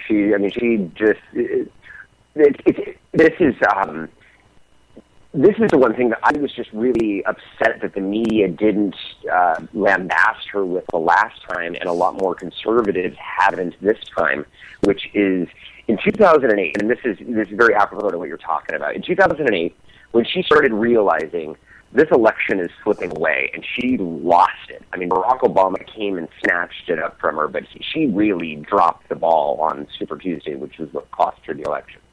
She looks at which cost her the nomination.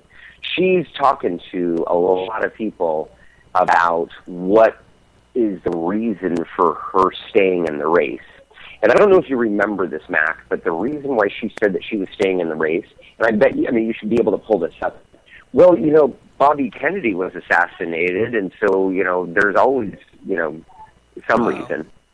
Wow. And I'm like, she's evoking political assassination, basically, on somebody that a lot of people were really worried, being the first black president, is somebody going to, pop a cap in the guy? That's crazy. And so it's like, the fact that she said this once but 3 times, Matt, clearly shows that she's a win at all costs. She does whatever she can to win an election. She does not care about the life or the sanctity of others. She just wants them to go down. She wants to win at no matter what. And so when it comes to this, is just another example in a long list of examples of how crooked she is and how elitist she is. She's very much elitist. Then again, everybody says, if you really feel like you can be the president of the United States, I'd say you're an elitist just by definition. But if you think about it, just from her standpoint, that it's like, the idea that she's basically skirting the issue is because she knows that in a long line of questioning from a lot of other people in the future, she's going to have to answer these questions eventually.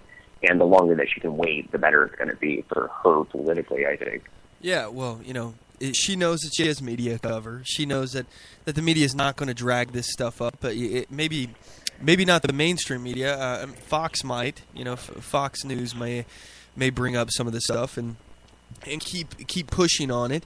But she knows that she has the vast majority of the media underneath her thumb, and she can expect them to provide cover for her. But I wonder when the media will realize, out of self-preservation, that they need to stand up against her with her positions that she takes against the media itself, to be like, how would you question me? How dare you question me? And the fact that I believe it was, I want to say it was in July. At the July 4th event that she was at, she actually, this is an event that they're doing to celebrate America's independence, to celebrate the freedoms that we have, our liberty, freedom from Great Britain. And she ropes in the media. She actually cordoned off a little area where the media could be at, and she put ropes around it. I think that stands as a stark reminder to the media that she has no respect for them, and that they need to actually come out against her, because otherwise, imagine an imperial presidency ran by Hillary Clinton. She's got no respect whatsoever for the media. Do you think that the media will start realizing that they're actually promoting their own destruction? Well, what do you mean by the media? The left. The more of the left-wing media doesn't. CNN, they don't MSNBC. care. I don't think that they care. They're not going to ask her the tough questions. They're going to throw her softballs because they want her to win, and that's all there is to it. She's not somebody that is that's going to be subjected to the kind of scrutiny that this particular journalist or anybody on a Fox News channel would subject her to. And she certainly won't allow an interview with them. Maybe just on a very controlled basis. She's calculated, and she's got the media pretty much where she wants it. And if she can control these questions the way that she did, like that, she's, again, do you honestly feel as though Katie Couric is going to ask her really seriously tough questions? I highly doubt it. Katie Couric really wants a woman president. She wants Hillary. Mm-hmm. And that's really just shows how sad the media is. It's like, we don't really care who this person is or whether or not they lie. We just want, a woman, and really we want a Democrat in office. And so it's sad to me that people will really think with that kind of a heart, as opposed to looking at this and going, this is a person that's, that could foreseeably lead this country. That's a really scary thought when nobody's going to be able to ask her the tough questions. Absolutely, yeah. And that's the job of the media, is to actually ask the questions that need to be asked, to put these politicians in their place, get the truth, hold their feet to the fire, really ask the tough questions. It's that simple. But let's pivot here and talk about our last subject of the day before we wrap up. I know we're 23 minutes over already, so first of all, I just want to say I appreciate you sticking with us, Mark. Of course, this is fun. Yeah, I'm having a good time. Even though I'm sick, this is getting my spirits up here. So, but let's talk about this Kentucky clerk, Kim Davis, that refused to sign marriages for same-sex couples. So I want to ask, first of all, what do you think about this? What's your opinion on this topic? I posted a meme on my Facebook that I thought was absolutely perfect, with her, crying and praying to God, and with Mike Huckabee on her side. And basically the meme said, "Stop trying to take away my right to take away other people's rights." Because that's really what this is. Sure, it's. I think, what is her name? Carly Fiorina.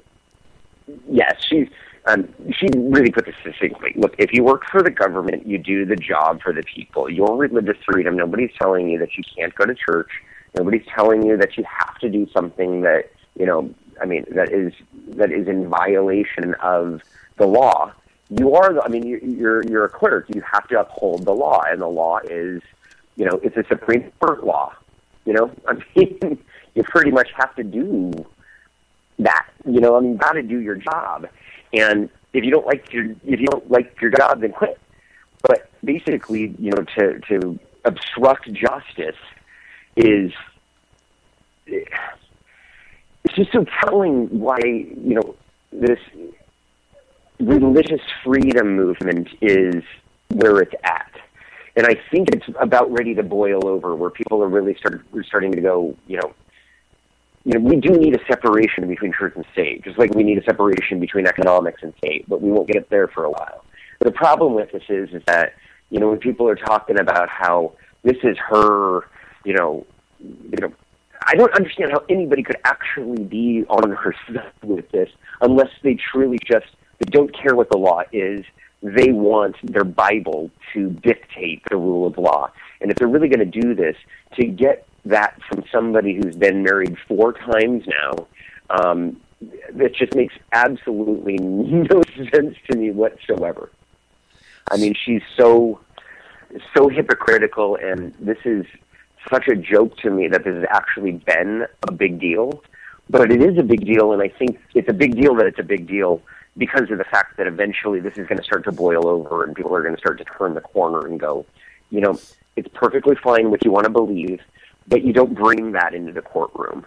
And, while people might say, God's written on our money, or, this country was founded on Judeo-Christian values, that's BS to me. I mean, that's not what this is about. And, she should have been jailed a long time ago. She should have been fired a long time ago. The moment she refuses to do her job more than once, she should have just been fired.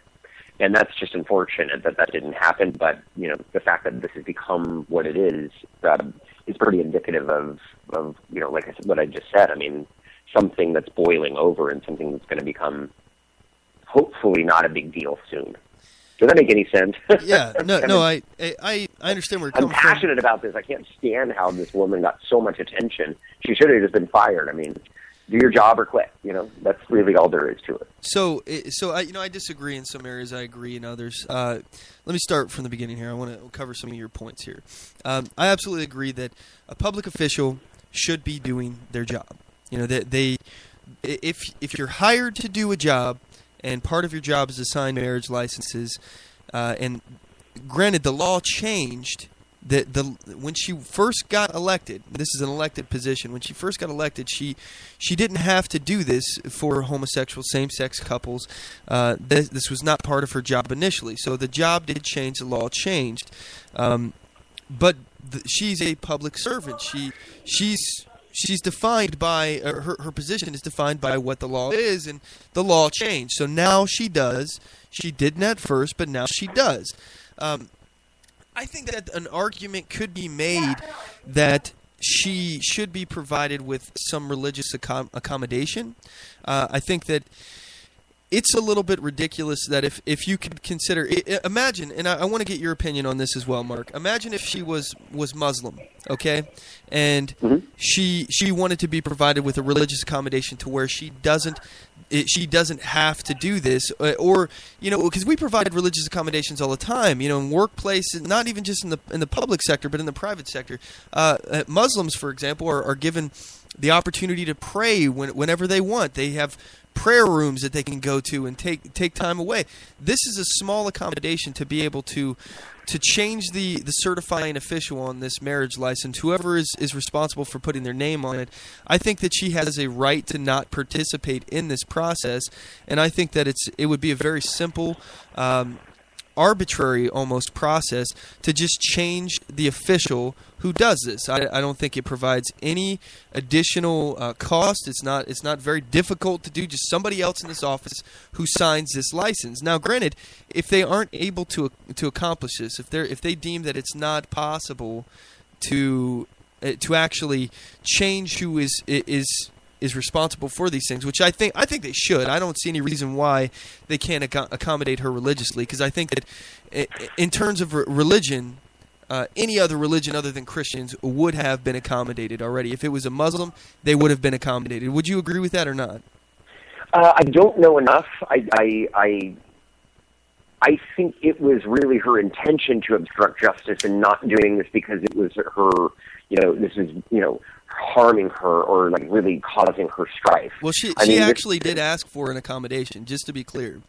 I didn't know that, but what if they're not allowing her to do something like that, then I can see, when you say she asked for an accommodation, she asked for an accommodation so that she, like somebody else to come in and do this. She wanted somebody else. She just didn't want her name on these marriage certificates. She doesn't want to be in the process according to her religious beliefs, which I believe she has an absolute right to follow her conscience. Now, what she asked for, this is before the circumstance even happened. This is before it even happened. She asked for an accommodation in this circumstance if it happened, if the law ever changed to where she would be forced to sign for same-sex marriages. So this is not. It's not like she just did this out of nowhere and said, "Nope, I'm not going to listen to the law." She asked for the accommodation. They refused to do it. The governor of the state said that he can't make any changes to the form, basically, the way. If I'm remembering this correctly, I heard this.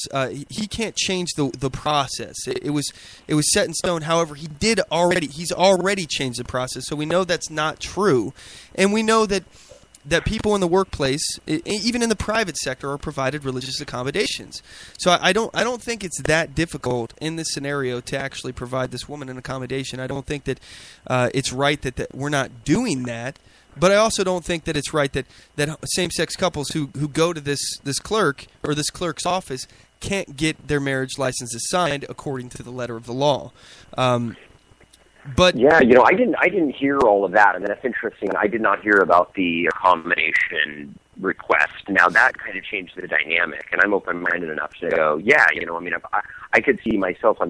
If somebody, say for instance, a Muslim is in a cafeteria and serving, say hamburger all of the time, and then all of a sudden they've changed it up to pork, and now it's against her religion. Now, does she have to continue doing this?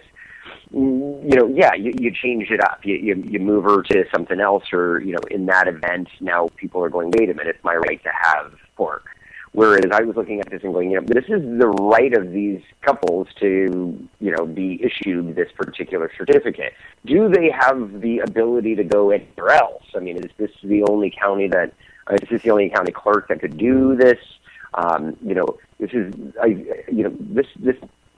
The plot thickens a little bit, and so thanks for enlightening me on that, because to me, it just seemed as though this is a woman who wanted to just basically, defy the law because she felt as though this is God's law, and that she wasn't going to, allow it to happen. Like, in other words, she's standing in the way, as opposed to the law is violating her religious freedom. Because, it's interesting because a lot of my gay and lesbian friends are, got really upset about the whole issue in Indiana, the Religious Freedom Restoration Act. Mm-hmm. And to me, even being a gay man, with that, if somebody doesn't want to bake my cake, that's just fine. Yeah. But if I go in and get a marriage certificate and you're denying me that, that's not okay. You see, and so that's where I think absolutely there should have been some kind of accommodation, because she should have been, basically allowed to continue to serve her position but not have to do certain things that violate her religion. So interesting. I just learned something new. So thank you. I mean, that added to it, because there was a major difference between, refusing to bake somebody's cake or be a photographer at a wedding, because that's your freedom. You should be able to do that, and people have choices.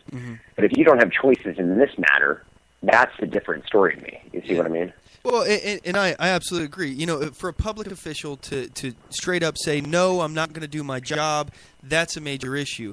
And especially if what they're saying that they want, the accommodations that they want, even if they're not, let's say they're not asking for accommodations, they're just saying, I'm going to stay at my position and I'm not asking for accommodations. I don't want anything to change, but I'm going to stay here and prevent the law from being enforced. Yeah, that's an issue. That's a major problem. You're a public official. Your job is to do your job. I mean, that's basic. It's a basic point. Right. And if your accommodation that you're asking for is basically ridiculous, if your job is basically to work in a gelatin factory, and gelatin is a pork byproduct, and that's against your religion if you're a Muslim. If your job is on the assembly line, making molds of gelatin or something, and you want somebody to take your entire job and do it for you, that's a ridiculous accommodation. Nobody would be able to do that. Nobody would be able to pay you and have somebody else do your job entirely for you. But a small accommodation like having someone else sign the form, I think is completely reasonable and totally possible. And I think it's ridiculous that this woman was jailed. I want to point this out. She was jailed, thrown into jail for refusing to sign this document. I think that at most she should have been fired or maybe recalled. I know this is an elected position. I think it's it's a big deal. I don't agree with her. I completely disagree with her in the point of same-sex marriage. This is my libertarian side. I think that people should be able to do whatever they want to do, and I don't think that the government should be standing in the way. But at the same time, I don't think that somebody should be forced to participate in a marriage ceremony that they feel is against their religion, or do anything through the coercive force of government against their religion. And this woman was jailed because of her religious beliefs. It's something to talk about. And again, this is an elected position. This woman was elected by the people to do this job. If they weren't able to provide these accommodations, if the accommodations were too difficult to provide, then she should resign. If you can't do your job and it's against your religious beliefs, you should resign. However, she didn't. But I think honestly, with this situation, I think the religious accommodations are the most important point to note in this, because I don't think anybody could argue that it's too difficult to change the certifying official on a certificate. Would you agree with that? Yeah, I mean, it should not be too. Well, I mean, are you saying nobody should be able to? I mean, it should have easily been switched up. She should have been able to have somebody come in there and go ahead and sign it. Yeah. The jailing of it to me is. I'm wondering whether or not that judge this was his only option because of the fact that she was an elected official. Was he? I mean, because you can't just fire somebody like that, right? If you're an elected official. I mean, to me, it just seems like, if you're a county clerk, you see law change, you're like, oh, I don't like this, I'm out of here.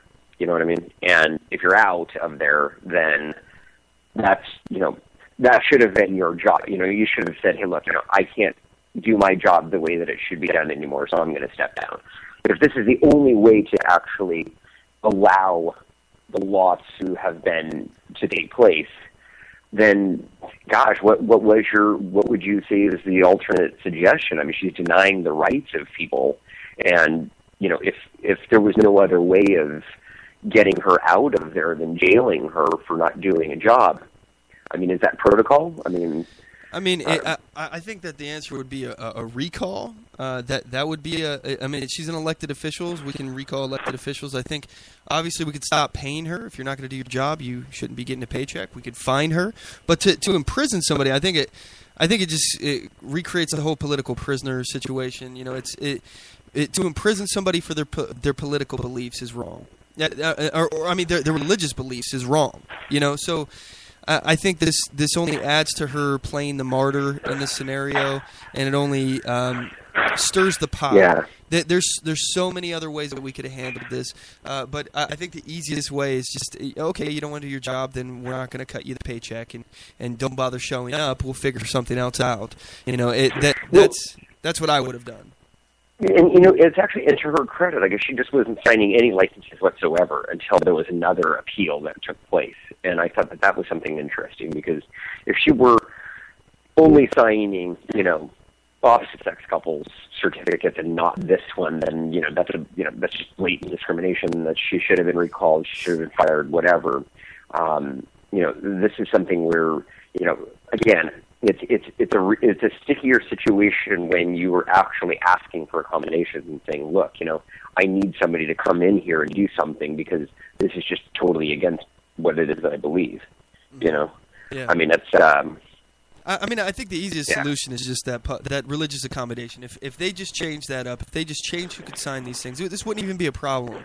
I mean, that's the point. I think that we really need to drive home is that this woman would have never had to be in this position had the government just changed who wrote their name on the form. And it's as simple as that. This wouldn't be a controversy if they just changed it on that level, and I think it's a reasonable accommodation. But I agree with you. I disagree with her completely on the point, but I think she has a right to have her opinion and her religious views. So. Anyway, that's pretty much what we had to talk about today. First of all, I want to thank Mark for coming on the show. Thank you so much, Mark. My pleasure. Thank you. You're going to be joining us every week, right? Am I correct? Absolutely. Okay. Yeah, absolutely. I mean, speaking of weddings, I'm actually officiating wedding next weekend, so I don't know if I'll be able to. It's an opposite-sex wedding for anybody who might oppose the other one. But it's a. So I'm not quite sure whether or not I'll be on next week, hopefully. So, okay. All right. Well, basically, when you can, you'll be joining us. I think, I think it's going to be fun. I think you're going to fit in real well here, and I'm just excited, man. I'm really excited because my goal has been to just get people inspired and motivated to stand up for liberty, and I'm excited. I really am excited that this is a way, as I'm essentially a co-host / intern. You can learn the ropes of this and go and take it and do other things with it yourself, man. And I'll support your show whenever you start it, and we can try to build each other, help each other out. I don't ever look at other shows as competition or anything. I look at it as all just one way for us to help each other out. So. I couldn't agree more. I love it. Yeah. So thank you. I appreciate it. I'm really stoked to have you join me and just learn the ropes for this stuff, and I'm happy to help you out in any way I can. So anyway, thanks again, Mark. I really do appreciate it.